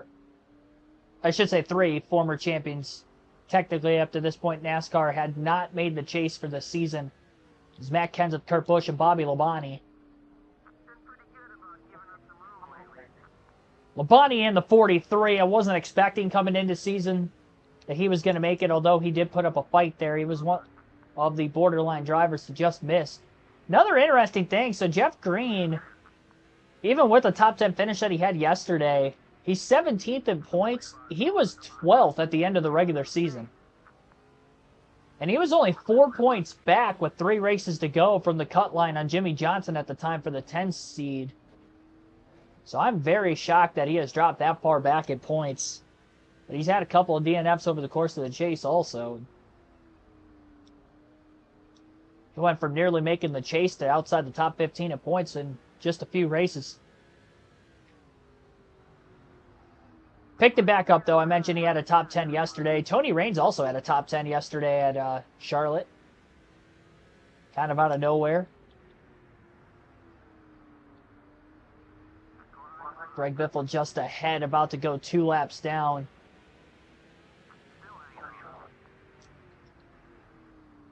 Should be seeing some green flag pit stops any lap. Say between lap 270, 280, we're going to see everybody else pit for the second time.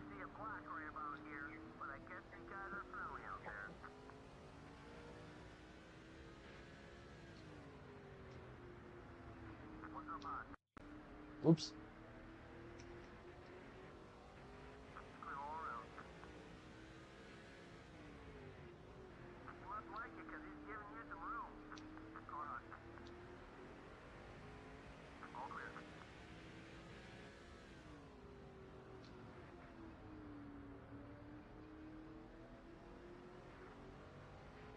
Well, we'll get back to the competitive racing again tomorrow. Cautions are the only things that can keep races like this competitive, and honestly, through the first half of the season, it still was. We had those instances where that was happening. Well, we have had 4 caution-free races since race 15 to now. We've simulated 2 races at Auto Club in Richmond. About to have 5 caution-free races in a stretch of about the same amount of time that it took for us to get our first caution-free race of the year. That's if we don't get a yellow today, obviously. Still got 225 to go. There's a long ways left. Everybody's going to have to pit it. Well, hey, I was just talking about it. There it is. Never mind. Caution's out for the first time here at Martinsville. And it's going to be Mark Martin spinning, and he also collects David Stremme on the exit of turn 4. 2-car incident. So our first caution flag of the day comes at lap 275, just after halfway into this race. Everybody going to stay out of the pits here. Second place, Greg Biffle will get one of his 2 laps back, so he's now 1 lap down instead of 2, and he just got lapped, so it's a good thing we passed him when we did a couple laps prior. Green flag back in the air, and some of these other drivers are going to try to unlap themselves here on the 22 of Dave Blaney. Oh. Little contact there with Jimmy Johnson. Johnson drives it in deep. The 8 got into the back of the 24, slowed them both up in that outside lane, and Johnson trying to pass them both. At least gets Dale Jr. But he's not going to be able to get to Jeff Gordon. So Gordon in 3rd. Blaney going to try to lap these guys back quickly. They'll bunch together yet again. Johnson goes a 2nd lap down. And Blaney now trying to get by Jeff Gordon. And Gordon's got no lap traffic around him, but I don't think he's going to have anything for the 22. Blaney's clear off turn 2. And there's a quick enough pass. Gordon should be able to get to the bottom of the track. Nope, maybe not. I think he stayed to the outside too long. He's got a chance to get back to the bottom again. And he does do so. So he does stay in front of his teammate Johnson. And relap to 16, yep. Mark Martin, how dare you cause the first caution. Helping his teammate out get his lap back. I would imagine the rest of the field pitted during the caution. I don't know that for a fact, but I'd imagine they did because we were within the window, obviously, for 2 stops. And they hadn't made their green flag stop yet. I was expecting around lap 280 for that to happen. We were at lap 275. So really, that was the best time that a caution could have came out for the sake of Biffle. So he goes from 3 laps down at one point in the race now to 1. And he's 1 more yellow away from getting back on the lead lap. Mark Martin manipulating the race. Maybe. Trying to help Roush Fenway Racing out, I see. Taking David Stremme with him. Oh, man, that curb just about turned the car around right into that barrel on the exit of turn 2. The front of the back straightaway wall on the inside of the racetrack.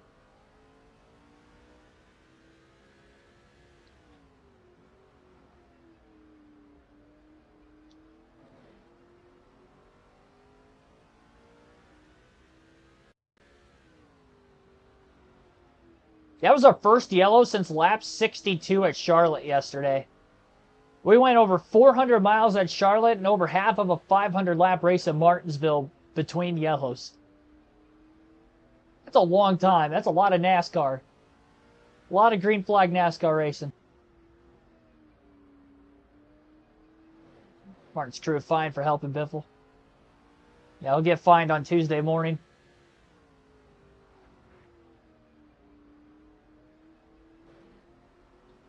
Car chief suspended for the next 2 weeks.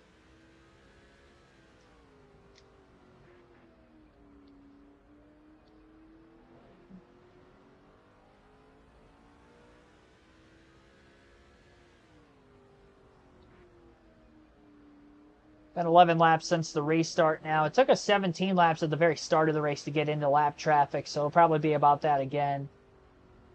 Another 6-7 laps away from catching the back of the field here. Jeff Gordon, Jimmy Johnson trying to keep as much pace with Dave Blaney as they can. They're not going to get their laps back with another yellow, with Biffle being a lap ahead of them now. Now, Biffle had to restart the tail end of the longest line, and the lead lap line was only Dave Blaney, so he was at the tail end of the entire field here. So it'll be interesting to see how many cars he has passed once we get to the back of the traffic. He's really got to step on it.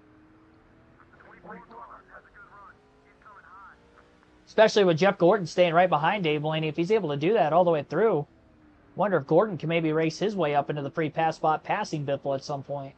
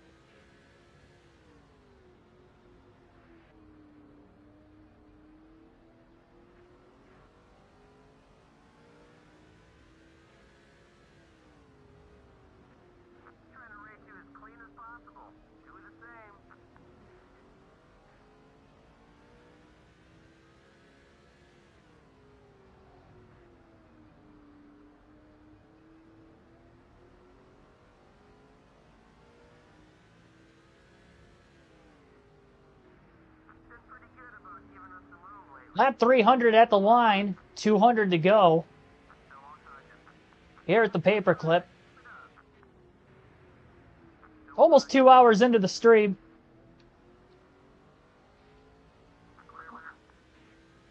Still trudging on. Got two 500-mile races as the next two yet. Atlanta, Texas, and those will be the final two 500-mile races of the season. And going to be the last two until we get to the Daytona 500 on NASCAR 08.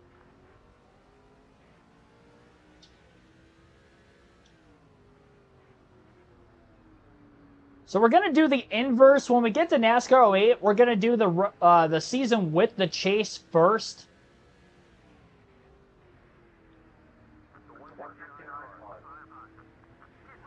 So we're going to do the regular 36 race season with the chase.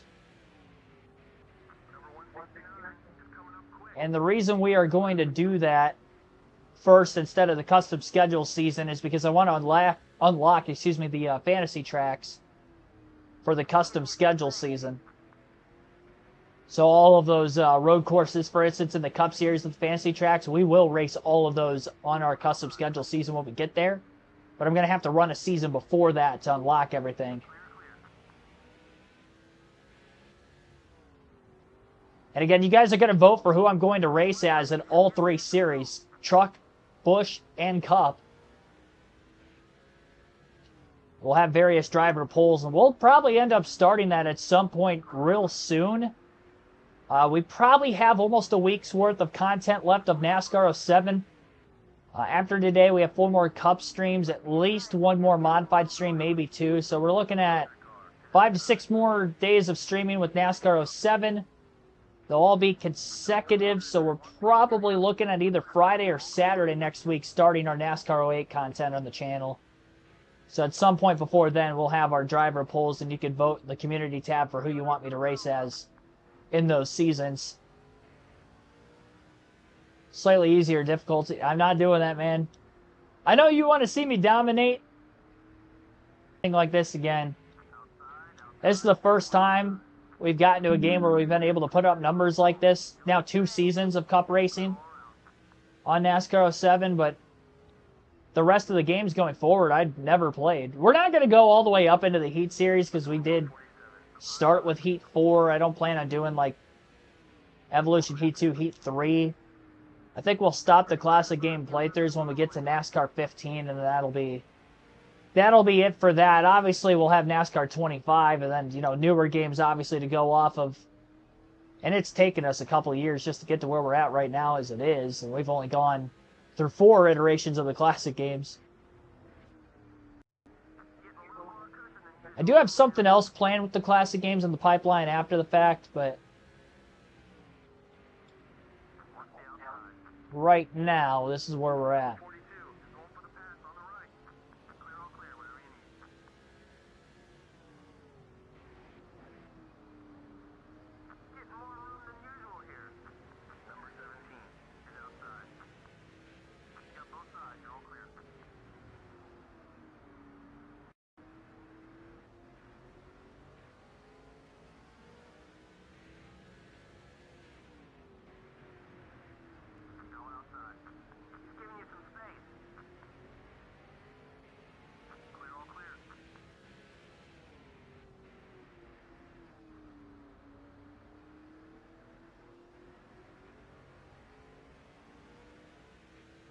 Still just a 1-lap lead on the field. Greg Biffle's done a great job getting through a lot of this traffic.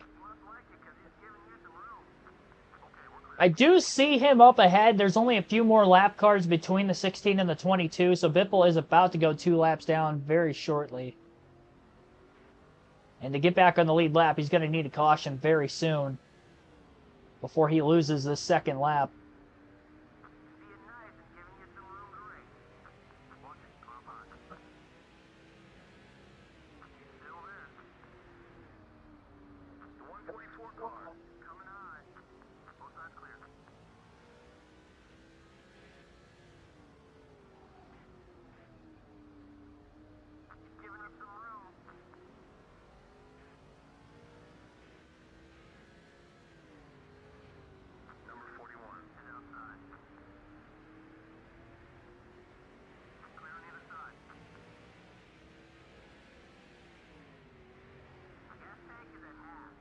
Halfway through the field run, lap 315.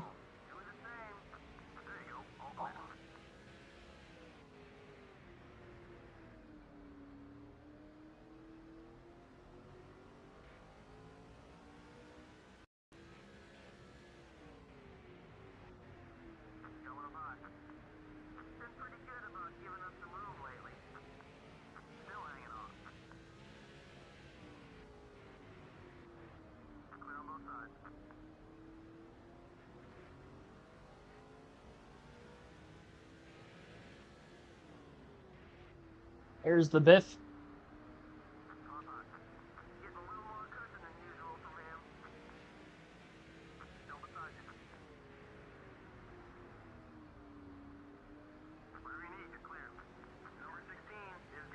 All clear for Blaney on the front straightaway. 2-lap lead over Biffle yet again.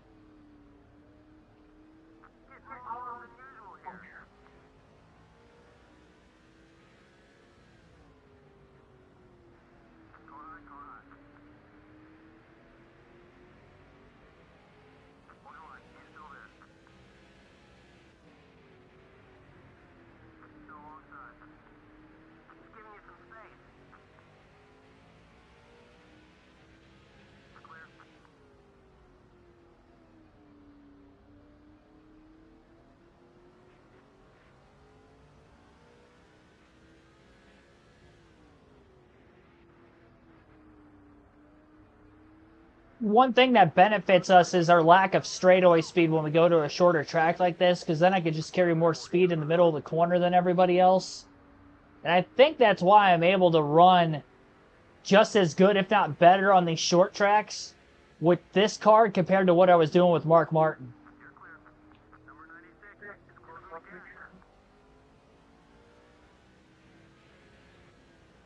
I'm still doing a good job of managing the tires along the way.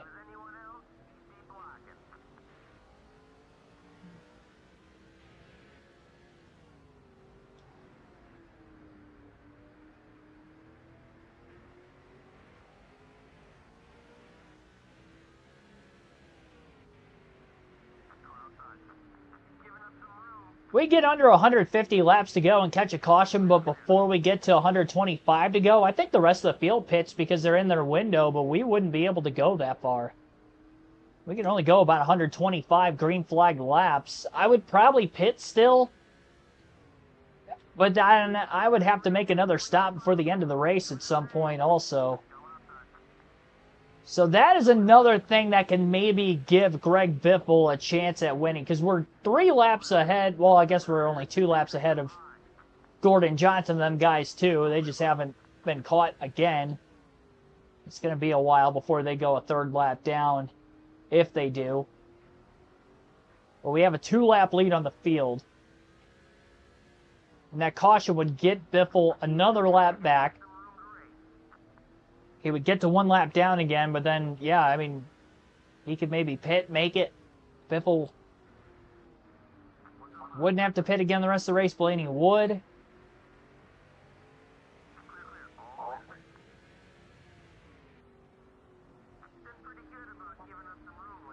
Get a lap back that way and maybe even take the lead. Gas only next stop? No, it's going to be 4 tires again. I could go fuel only to the end of the race, but that's all right. I'll just take 4 tires.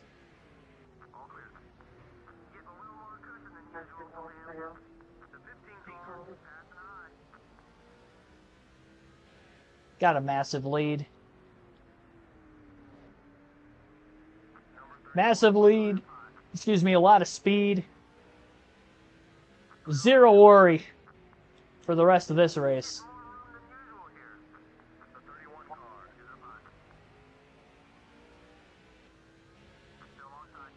Last stop. If I had to pit in extra time, yes, but I do think we should easily make it. That extra caution gets us a couple laps to the good on fuel. We were going to be right on the border of making it on 1 more stop, and now we're easily, I think, going to be able to make it 1 more stop. I'll try to go actually a couple laps beyond lap 375 if I can, just to ensure us even more later in the race, especially if we were to get a green-white checker.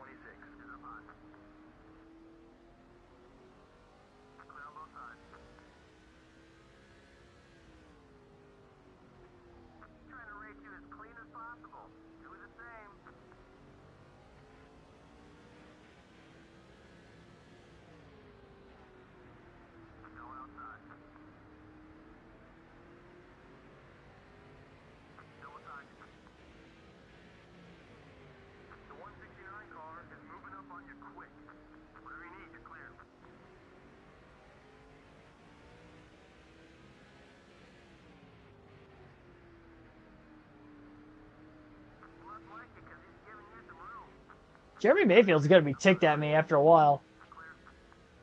I've made contact with him probably 3 or 4 times today now.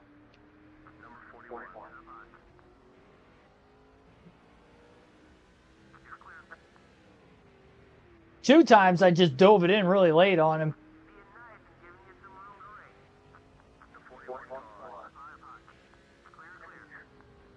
It's kind of funny how it's like only him. I'm getting by everybody else cleanly.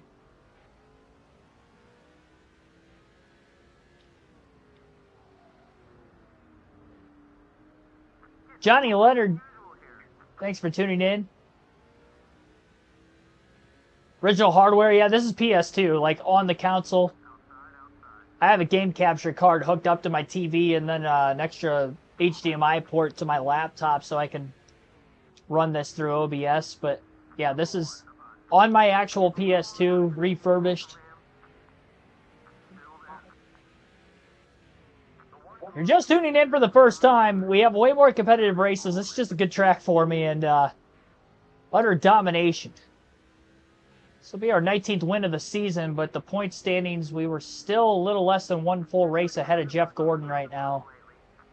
So we'll work towards trying to clinch the title, and Gordon's in 3rd. I don't know that he's finished outside the top 5 in these first 5 chase races either. I'd have to go back just to verify that, but he's had a great chase.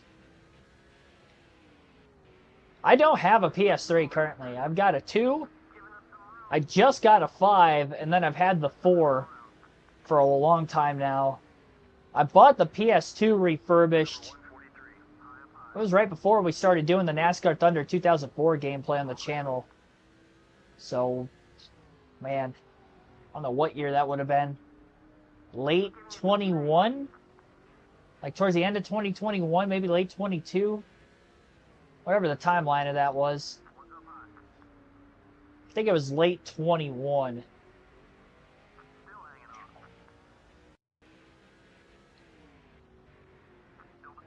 Play this game on PS3? I have no clue, honestly. I know there's some games you can play on the PS2, but I don't know how far backwards it goes. Or some PS2 games you can play on the PS3. I might have worded that weird the first time. But I'm not sure like how far back of a PS2 game you could go and play it on a PS3.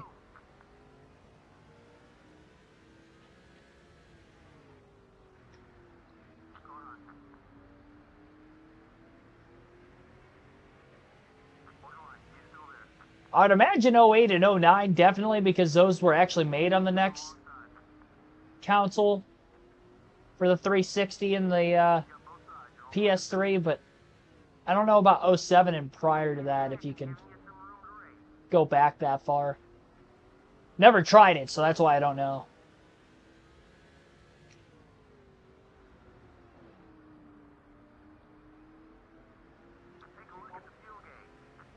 And quarter tank of gas left this point in the run. I might just have to pit right at lap 375 again anyway. I don't think I could go any further. I probably could, but I don't want to risk it, knowing we've been able to go 125 laps run anyway.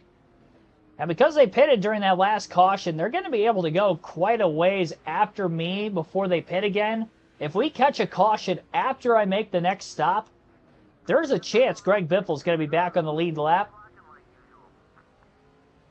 I don't know how much of a lead I could grow out between now and the next 25 laps on whether or not Biffle will be on the lead lap after I pit or not. He will definitely get one of his laps back. Big difference between 06 and 07. I feel like the cars are more glued to the track in 07. I think that's what makes this game easier, at least for me. Like 06, I do feel like I had a lot less grip, especially on faster racetracks. Like California and Michigan on that game, I can remember I had a difficult time trying to get the car to grip up. Way harder time. Like, we're dominating these seasons, and I was actually just talking about this just earlier on the stream, too, that when we were doing the NASCAR 6 gameplay, I didn't even win the Cup title with Dale Jr. through the chase season that we did on there. Finished 6th in points, I think. I think the difficulty was just a lot harder. There were certain tracks where the car wasn't gripping up as well. And I don't know how much of that was more glitch than, you know, difficulty of the game, but whether it was supposed to be like that or not, it made the game more difficult, which I think for at least my turn makes for better content. Like, I don't want to see me, you know, winning this race by 2-3 laps like I'm doing right now. I'd like it to be more competitive. I'd like to be competing for the win still, but yeah, this feels way too easy. And this is on legend difficulty. Like, I can't really do anything about it. I could take speed out of the car and maybe have a worse setup to make it more competitive, but then at that point I'm going to be like wrecking sideways every corner, and I don't know that there's a fine line in there for me. That, and I feel like if I did that, then what's the point of me making adjustments on pit road just to fix it back in the right direction again and make it quick? So, yeah, at this point, I just chalk it up to if I'm good at the game, I'm good at the game. It is what it is.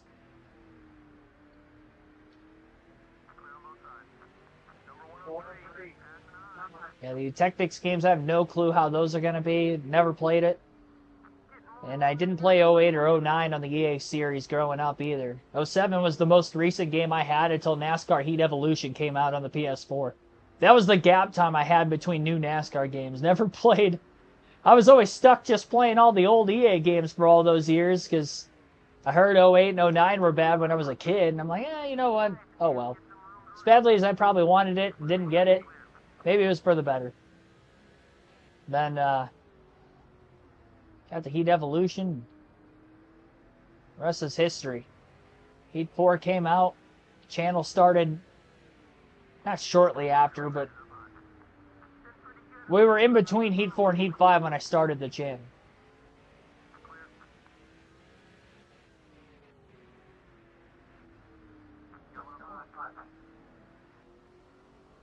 Supposedly, someone uploaded a video of official lock stuff on NASCAR 06. Get through the corner, I'll read the rest of your comment.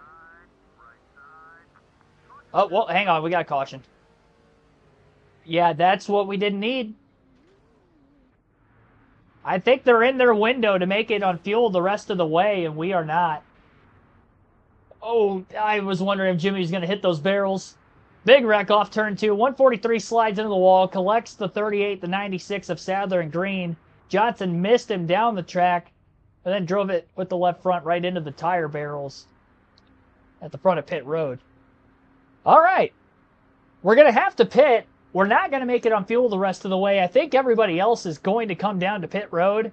We're going to take 4 tires and a full tank of gas here. Greg Biffle's going to get a lap back, so he's going to be 1 lap down instead of 2.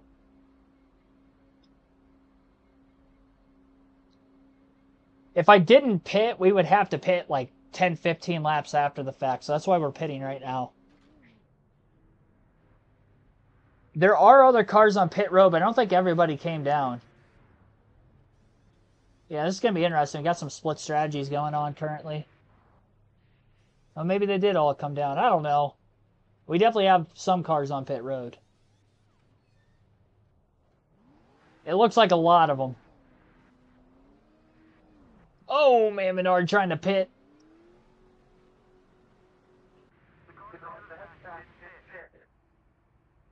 All right, well, yep, here we go. It's our second caution of the race. That was ill timing. That was one thing I was worried about that could have made this thing competitive the rest of the way, because now we have to pit one more time, so it's about trying to make up as much of a gap as we can. We would have been about 15 laps short. Well, still are, because I did pit. We would have had to pit in about 15 laps. Oh, big contact with Johnson. I got all that curb. We're good. We're good. Just got to get back in rhythm again.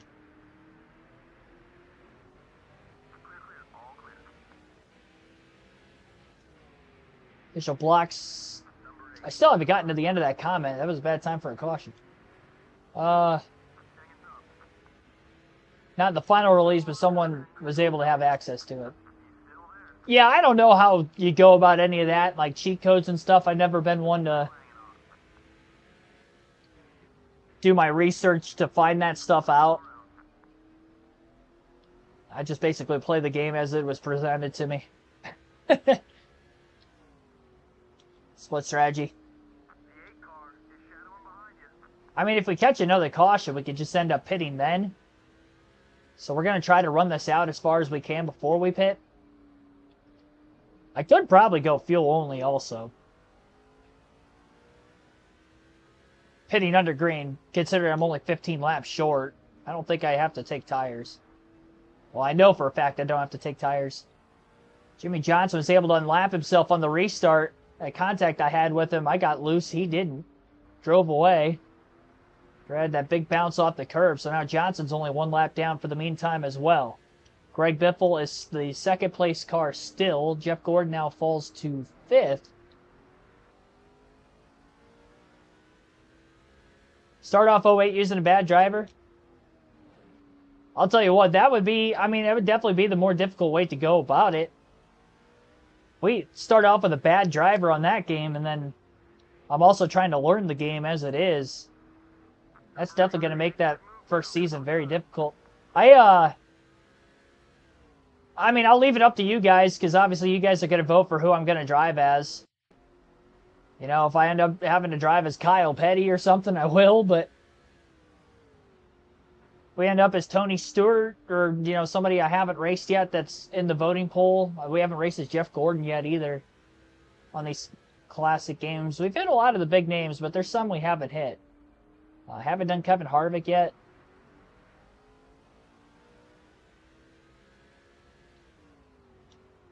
I'm still surprised that Terry Labonte won the NASCAR Thunder 2004 pool. I didn't think there was that many, you know, Texas Terry fans compared to a lot of other drivers at the time period. Former champ, of course. Multi-time champ. Drop the guilt. Nah, I'm still not dropping the difficulty. I'm just going to ignore that comment going forward. NASCAR 7, the best game they made? No. I think it's just, it feels just too easy. I will say the Busch Series is more difficult on this game. I mean, we had to fight for all we could to win both Busch titles on our playthrough of doing that series. Truck Series was more competitive too. For some reason, it feels like the Cup Series is the easiest level to race on in this game.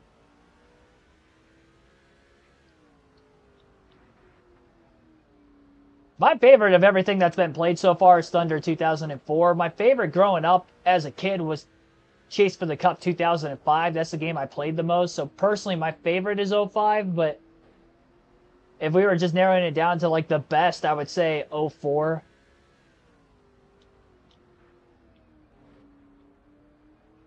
Really, I mean, you could pick any game from 02 to 05 and call it the best, and I'm not going to have an argument with you because they're all really, really solid.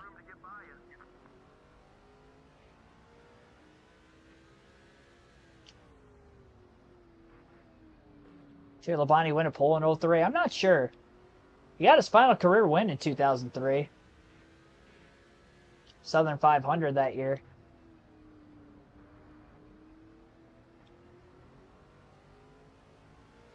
That was early in my youth years, so I really don't know.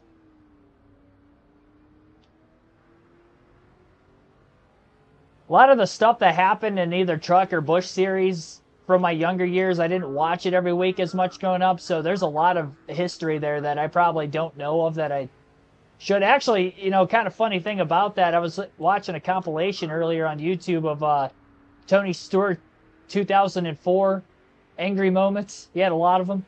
It was basically Ross Chastain of 2004. Honestly, it felt almost identical. There was a lot of people getting ticked off at him, and he was ticking off a lot of other people. When you got Rusty Wallace and Casey Kane upset with you, I feel like you know you did something wrong. It wasn't taking accountability for any of it, though. It's probably what got him in a lot of trouble with other drivers.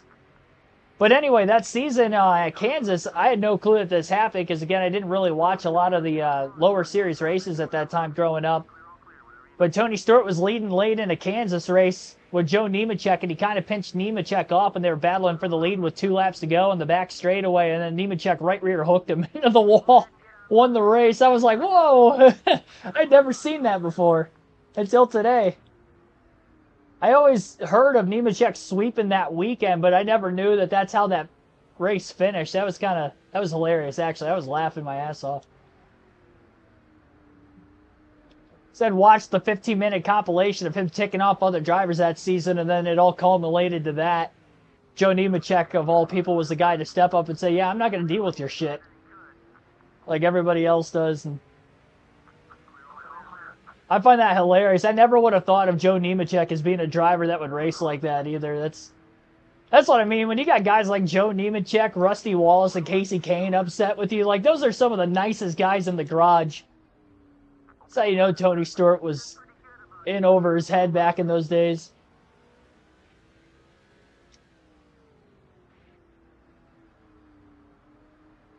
Isn't Jeremy Mayfield supposed to be a cover? I have no clue. I don't know much of the history of, like, the gaming cover side of things.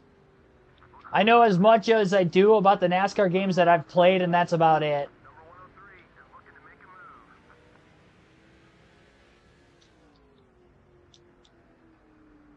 Maybe.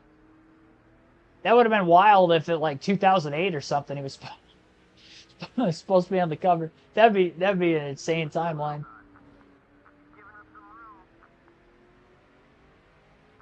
That doesn't even seem right. Maybe it was before that. I could see maybe in his younger Penske years.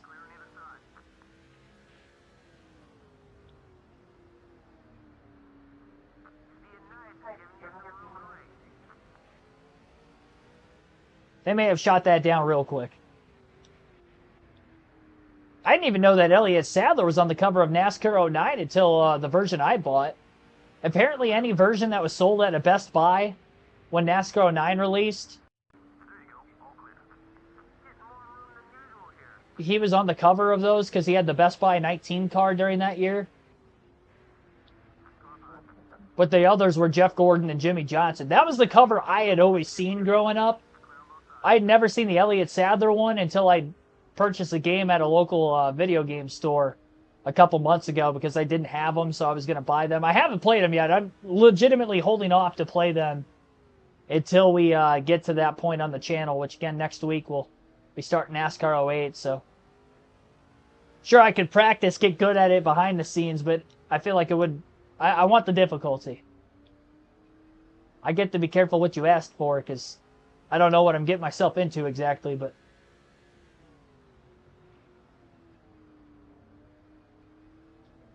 yeah, we'll see how it goes.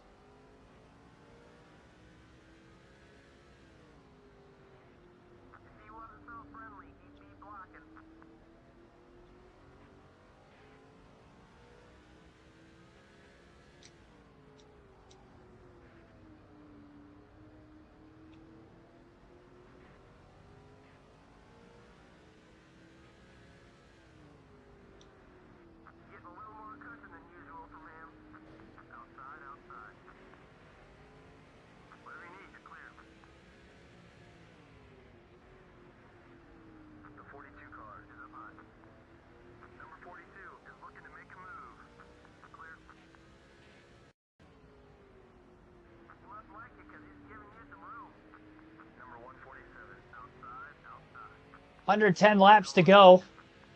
Again, we are probably 15 laps short on fuel, so it went from a 3-stop race to 4 with that last caution that came out. We've had 2 yellows today, both in the second half of this race. And they keep giving Biffle chances because that's 2 laps he's been able to get the free pass. He was 3 laps down at one point. Now he's only 1 lap down.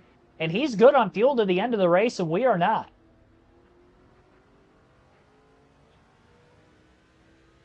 So he will get back on the lead lap. Who was it in the chat that said I was going to win this race by at least 1 lap easy? Somebody said that real early in the stream. I can't remember who it was in the chat, but I was like, oh, they said they'd bet their house on it. And I was like, well, we get cautions in weird spots, and I could see where that couldn't be the case. That's probably going to be the case today. I don't think we're going to end up winning this race by more than a lap. It stayed green to the end. It's really going to depend on how much time I make up right now.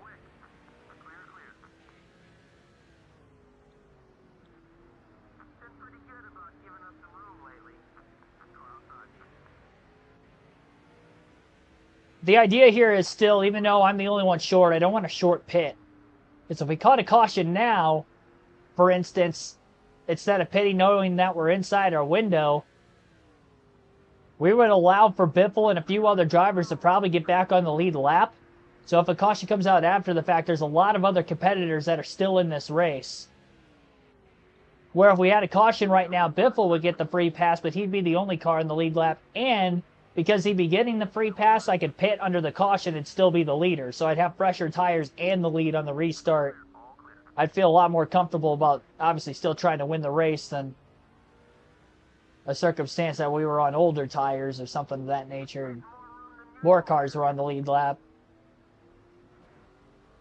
Try to keep as many variables out of our chances of winning this race as possible. All we can do is run our own race, and so far we're doing the best to our abilities. Cautions come out, they come out, and so far we've had 2 of them.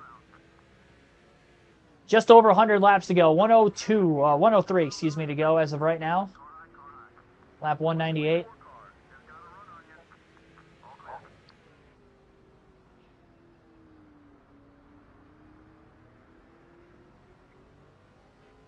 Yeah, that's another reason, too. I mean, I could put Biffle a second lap down before we have to pit. And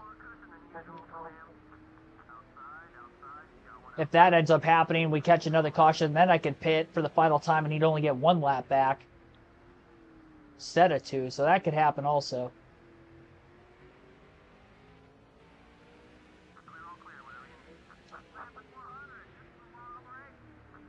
Yes, it is.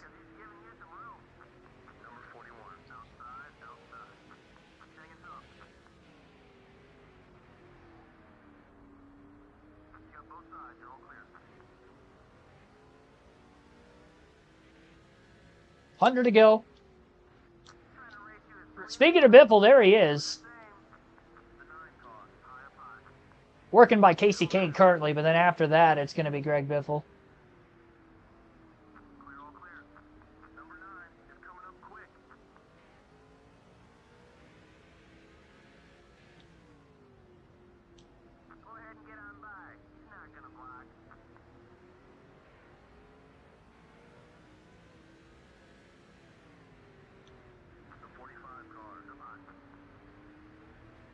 Petty Joe Nemechek right there. Elliott Sadler, the cover of both the PS2 and PS3. Just PS3. It probably would have been both because I have the PS2 version. And he was on the cover of that, so it probably was PS3 also. I don't know about like Xbox 360 at that time, if that was also the case, but I know, at least for the PlayStation versions, he was on the cover of. Only in Best Buy stores, though. Like, if it wasn't sold in the Best Buy store, then it was just the Gordon and Johnson cover that and a lot of us remember. Yeah, it was kind of crazy, too, because when I bought it, that's what I saw, and I even hesitated buying it at the store. And I've bought games at that store before, but I hadn't seen that ever in my life. So I was like, man, is this like a bootleg version of the game? Or is this like the actual NASCAR 09? So I bought it, and then I was on Google when I got home, and I was trying to basically find the bottom of, why is he on the cover? And that was what I could find. So whoever ended up getting a hold of that game, however they got a hold of that game at the game store I was at, whoever the original buyer of that game was, had bought it at Best Buy. That's why that was the cover they had. I'm like, this isn't gonna like corrupt my PS2 or something like that, is it? I want to make sure this thing works before I use it.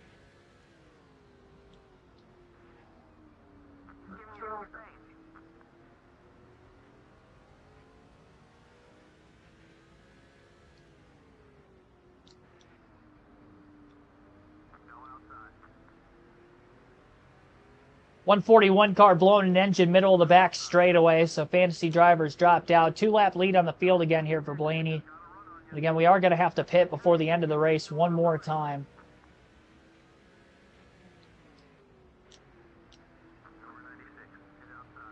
I think we've definitely got a big enough lead that we are going to stay in the lead once we pit under green. I don't know if we're going to be able to win the race by, say, a lap or so, but should still be in this. Matthew Dorter Bruno, thanks for tuning in.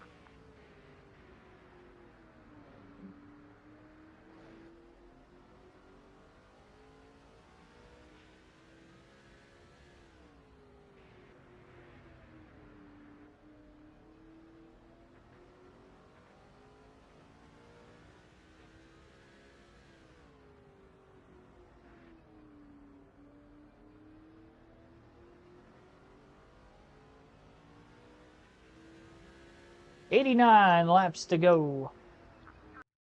Oh, but 3 laps led for Dave Blaney here today at Martinsville.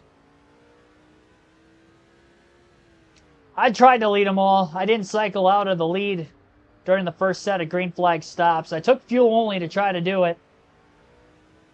But us having to pit 20-plus laps before the rest of the field, I knew it was going to be tough.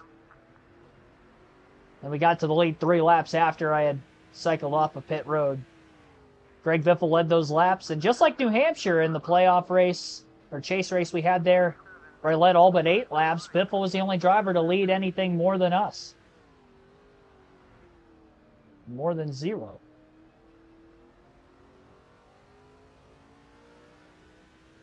Really difference, NASCAR 7 on PS2 versus Xbox. I haven't played the Xbox version, so I don't know. I didn't even have the PS2 version of this game beforehand. I actually had the PSP version growing up. So when I had bought it for this refurbished PS2 like a year ago or so, this is the first time I've actually played this game on the PS2. I remember it being pretty easy also on the PSP. So I think this is just like a game kind of situation where it feels like it's easy, because I can remember racing on Legend difficulty even as a kid, and I was still winning a bunch of races on that reiteration of the game. It pretty much had all the same features. They did a pretty good job replicating all the same paint schemes. I can remember pretty much all the chase plates are about the same for unlocking stuff in the game, fantasy tracks and paint schemes and all that. All the dodge challenges, I believe, are the same to earn skill points. Career mode's exactly the same.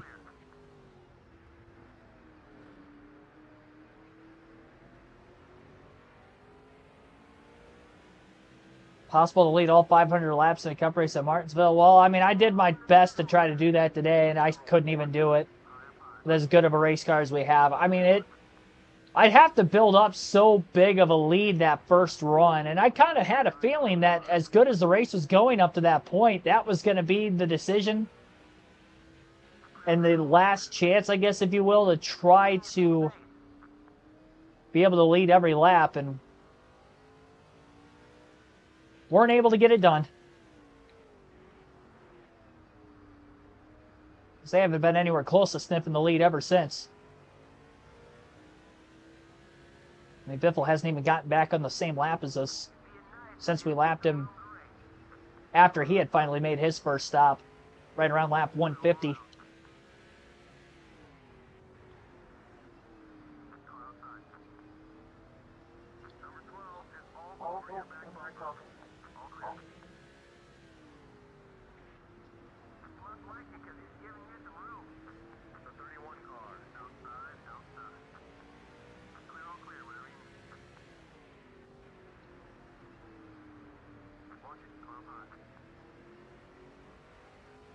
All races finished 500 laps on the lead lap. Yeah, I doubt that's ever happened. I mean, I will say more often in recent years, nearly the entire field, or there has been races where the entire field has at least finished the race, but not on the lead lap.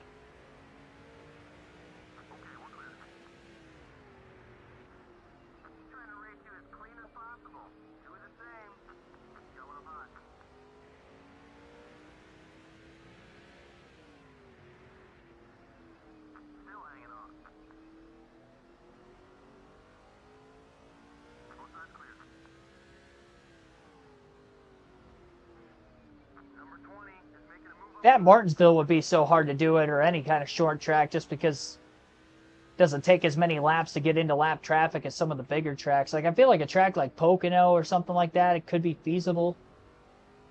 Indianapolis, especially now in the chase, or sorry, not the chase, the stage racing era, because you're guaranteed 2 cautions in the middle of the race, so more likely to maybe take the wave around, get a caution on the restart, and be able to hold your lap.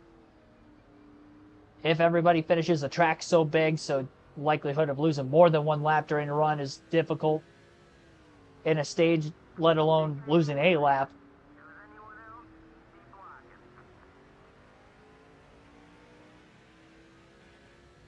Especially if only 1 or no pit stops are having to be made during the course of that stage.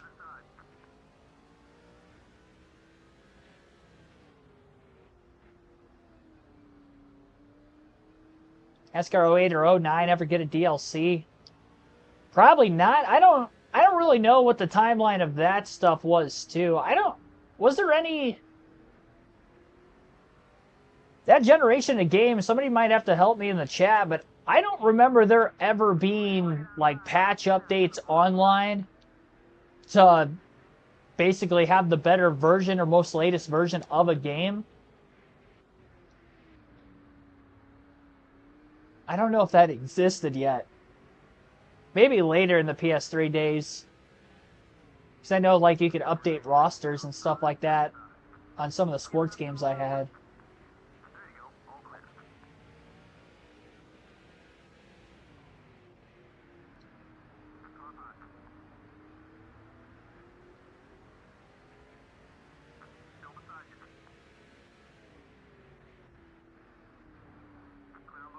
I think that stuff is probably way more modern.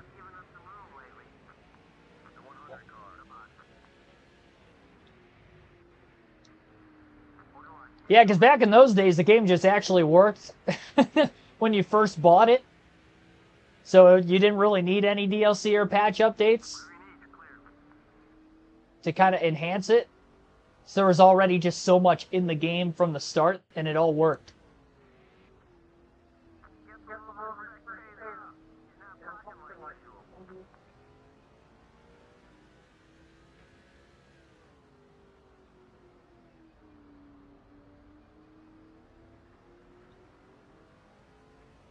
.68 laps to go. 2-lap lead for Dave Blaney. He's past halfway out of gas. And again, we're the only driver that has to pit one more time the rest of the way. With the ill timing of the last caution, we're definitely going to give a lap back up to Greg Biffle at least. Maybe a couple other drivers as well. There's a chance Biffle could get back on the lead lap as well before the finish. We're going to be able to go just under 20 laps left in the race before we have to pit.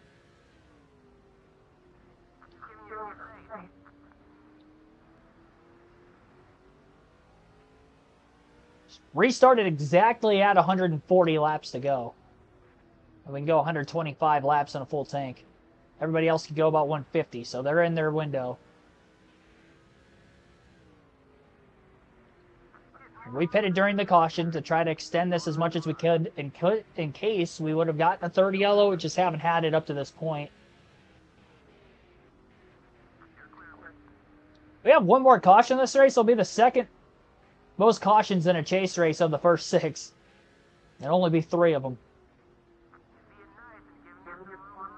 Only 3 of the 6 chase races have had 2 or more cautions. 2 at Dover, 2 today, and 9 at Talladega.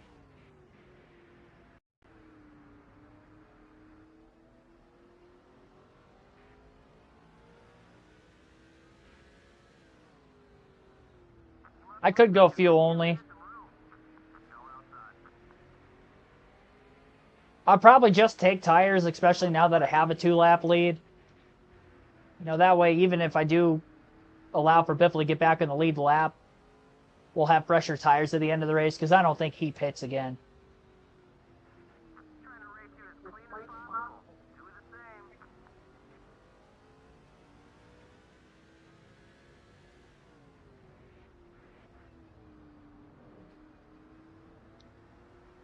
The AI are usually pretty good on this game and a lot of these older EA games, that if they're in the final window and they're good on field at the end of the race, they'll just keep their track position and not pit even if they have older tires. You get to some of the more recent NASCAR games and that's not the case, but for the EA games, that's pretty much how they've gone up to this point at least. I would imagine 08 and 09 were the same, considering those were the last two. I doubt that EA changed that at all.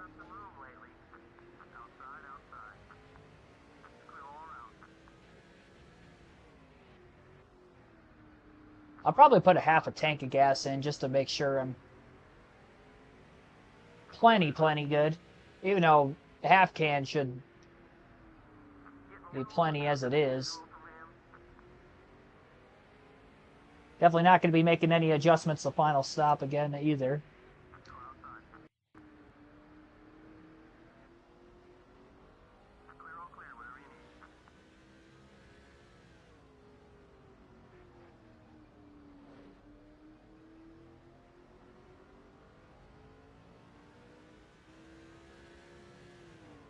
Chugging along.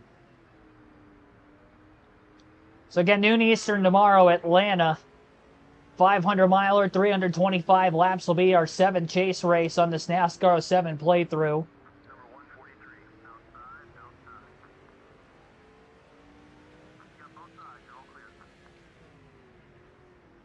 Well, we tried to keep the unthinkable alive, and that is winning all the chase races, really, at this point.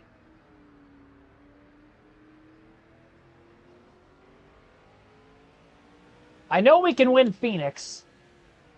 We should be the favorite for that one, kind of like we are today. Maybe not quite as much speed, but we'll still be pretty quick. The 3.5-mile tracks are definitely going to be the hardest. We were able to pull off an upset at Charlotte. We'll see if we can do that again. We had the fastest car at Kansas, but that was the first time we raced there. I know what to expect at Atlanta and Texas, at least.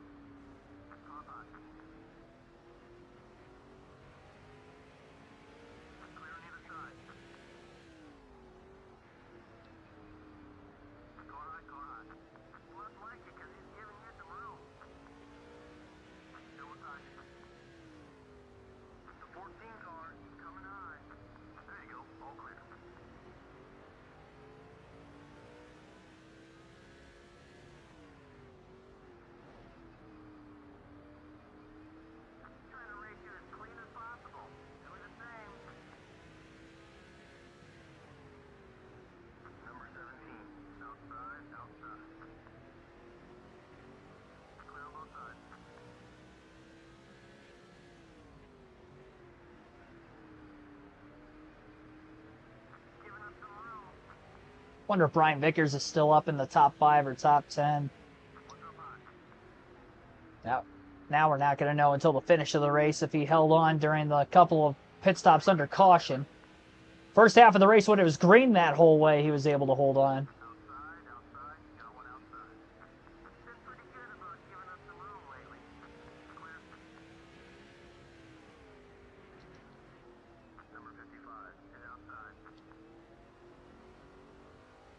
All right, 50 laps to go here at Martinsville.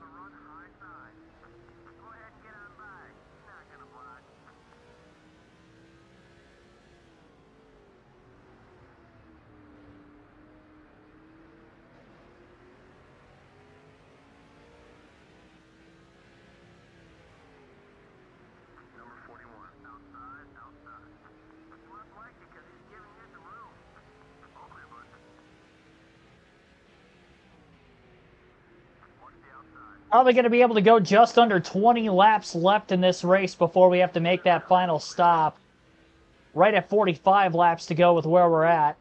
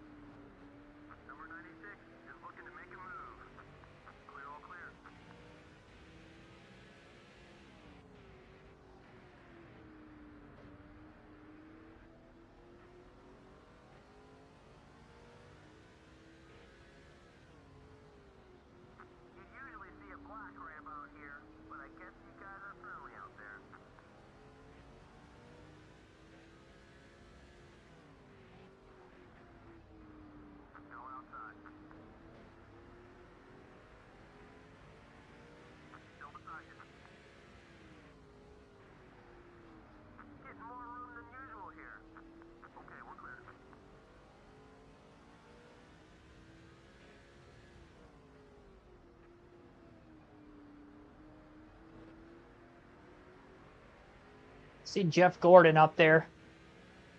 Him and Jimmy Johnson should be in second, third and fourth. Biffle again in second. I think Jimmy Johnson's probably still ahead of Gordon, because he got actually quite a ways ahead of us on the restart before we finally ran him back down again.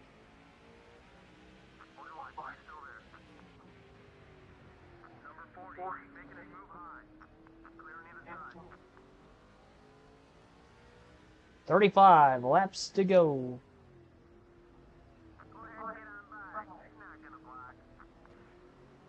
Actually, Dale Jr. might have passed Jeff Gordon for position.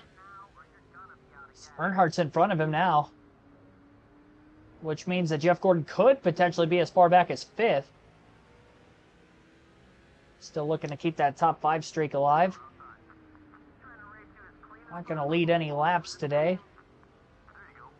Both the 8 and the 24 are about to go 3 laps down at the hands of Dave Blaney. At least until Blaney pits. That'll probably both be back to 1 lap down.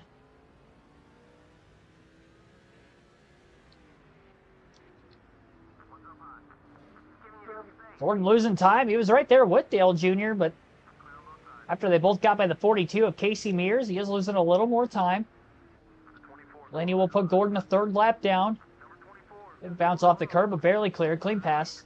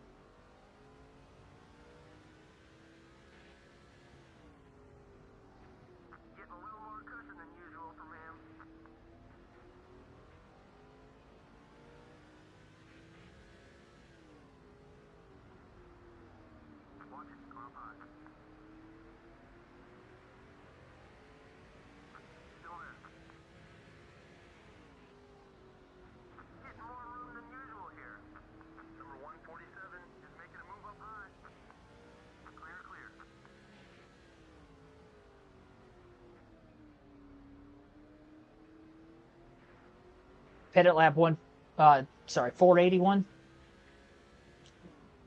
Yeah, that's kind of what I was thinking too. 481, 482.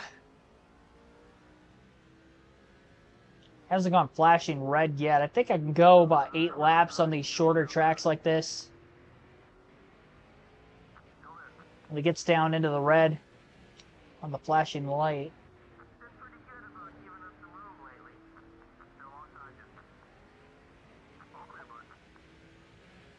25 laps to go this time by.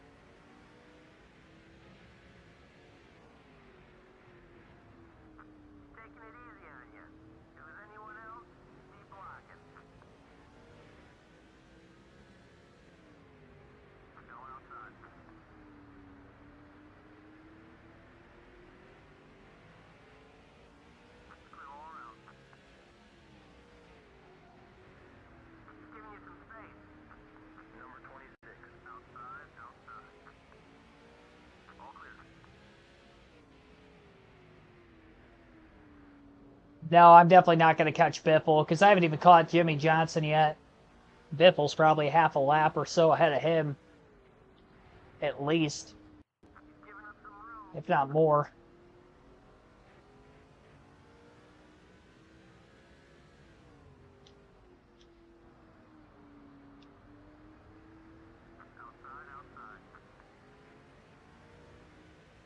A few laps away from the final pit stop of the race here for Dave Blaney.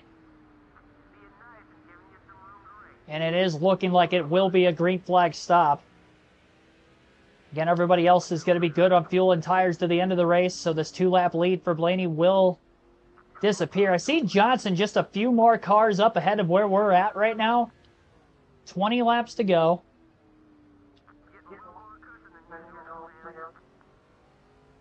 We're going to pit the following time by. We'll stay out here, and then we'll pit lap 482. And Biffle's actually right in front of Jimmy Johnson. So I think I'm still going to be 1 lap ahead of both the 48 and the 16, and they could be battling for the free pass spot then the rest of the race if we were to get a caution. So good battle for second going on. Here comes Blaney into the pits. Clean pit road entry. It's not going to really lengthen the stop any. Topping off on fuel, so a full tank, 4 tires. Go onward to the finish.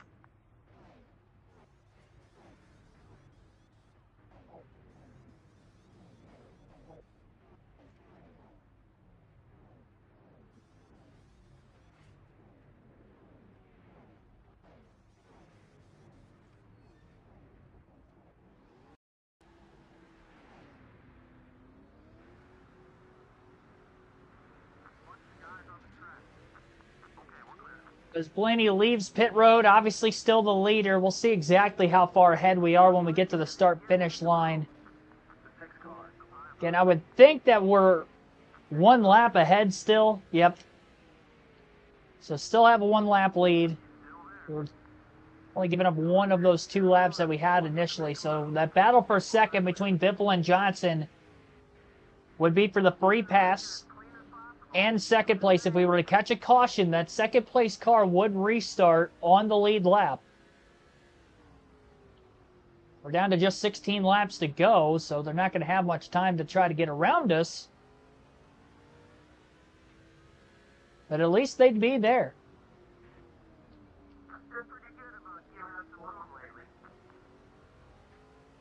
Chance is a chance.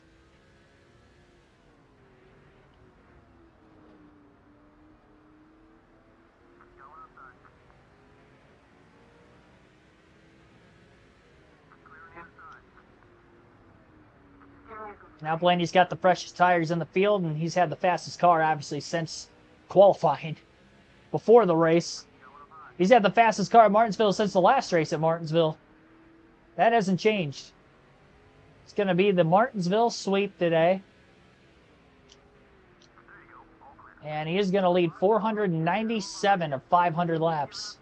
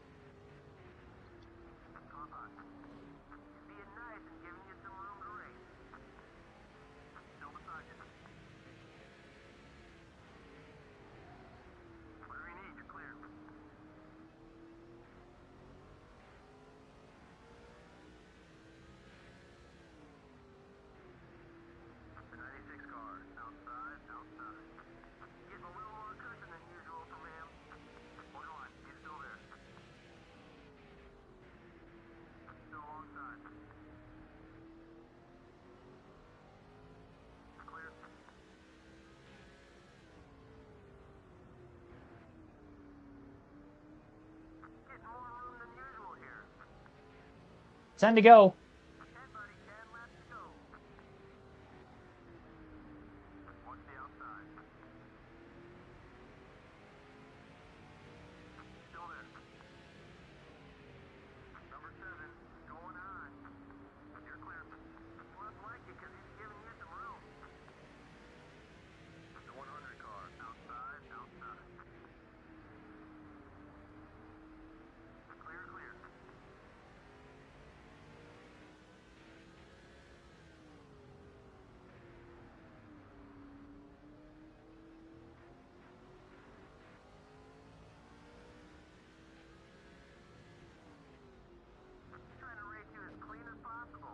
A lot of cool accolades to pick up in this race.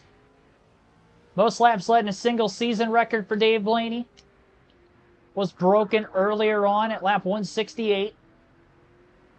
And he's going to add a second Martinsville clock to the collection from the first one he had earlier this year. And the Subway 500. So, you know, maybe he gets a free $5 footlong or something. Maybe he gets a free 12-inch sub from Subway. It is the Subway 500.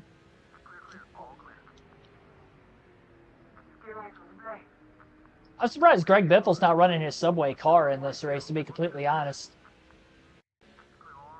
That doesn't make any sense at all that he's got the National Guard car this whole time.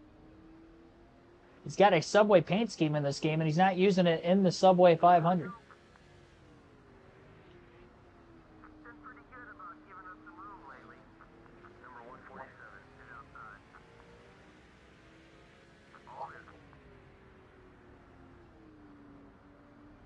Maybe that was the difference between him winning and not winning. Be interesting if he holds off Jimmy Johnson for second. Johnson is higher in the point standings and maybe still has an outside chance at the championship at least. It's a 5-point difference in position between second and third there that he can pick up with that pass.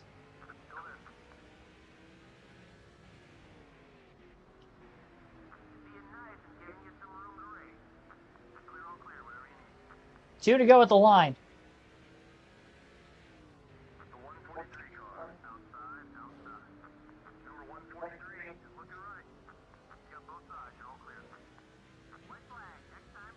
Pretty stress-free race in Martinsville here for Dave Blaney.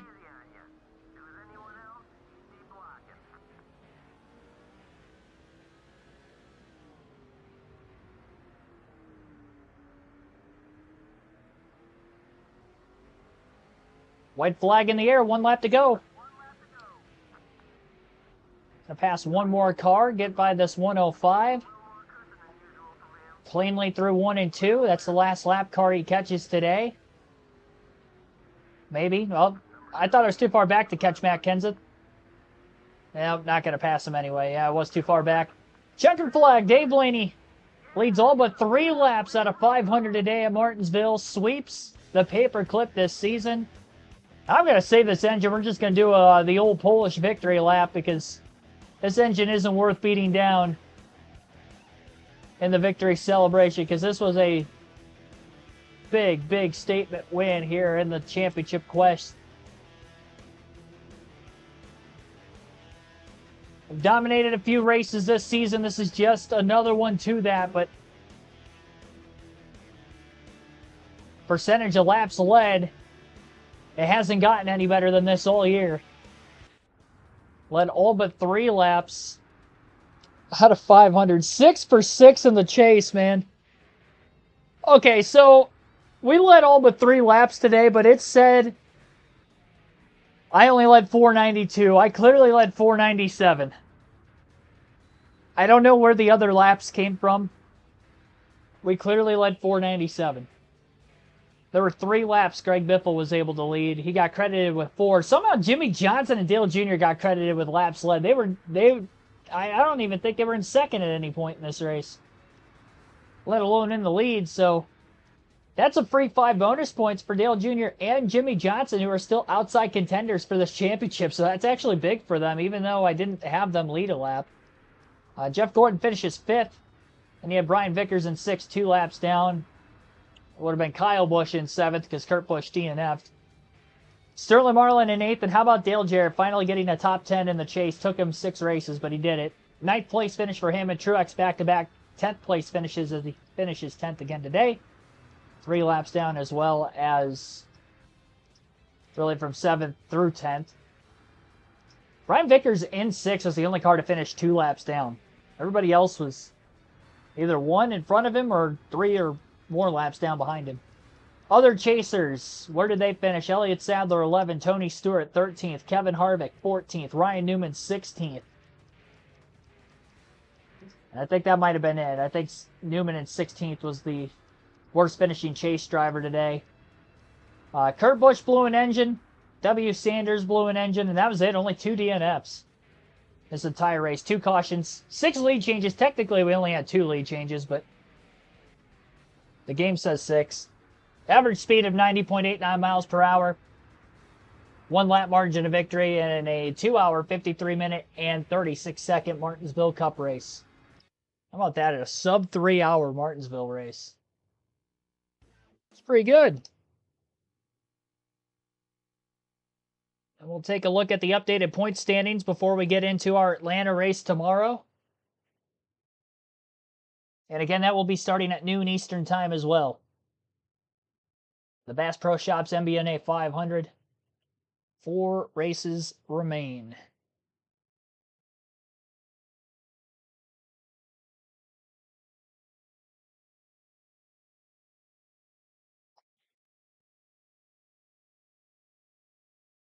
So we have a 1 full race lead over Jeff Gordon now, 169 points. You can only outscore 1 driver by 156. So if we can manage a 156-point lead or more going into the final race of the season at Homestead, we will actually clinch the championship race early, even under the chase format. I think Jimmy Johnson did that 1 year out of his 5 straight championship runs.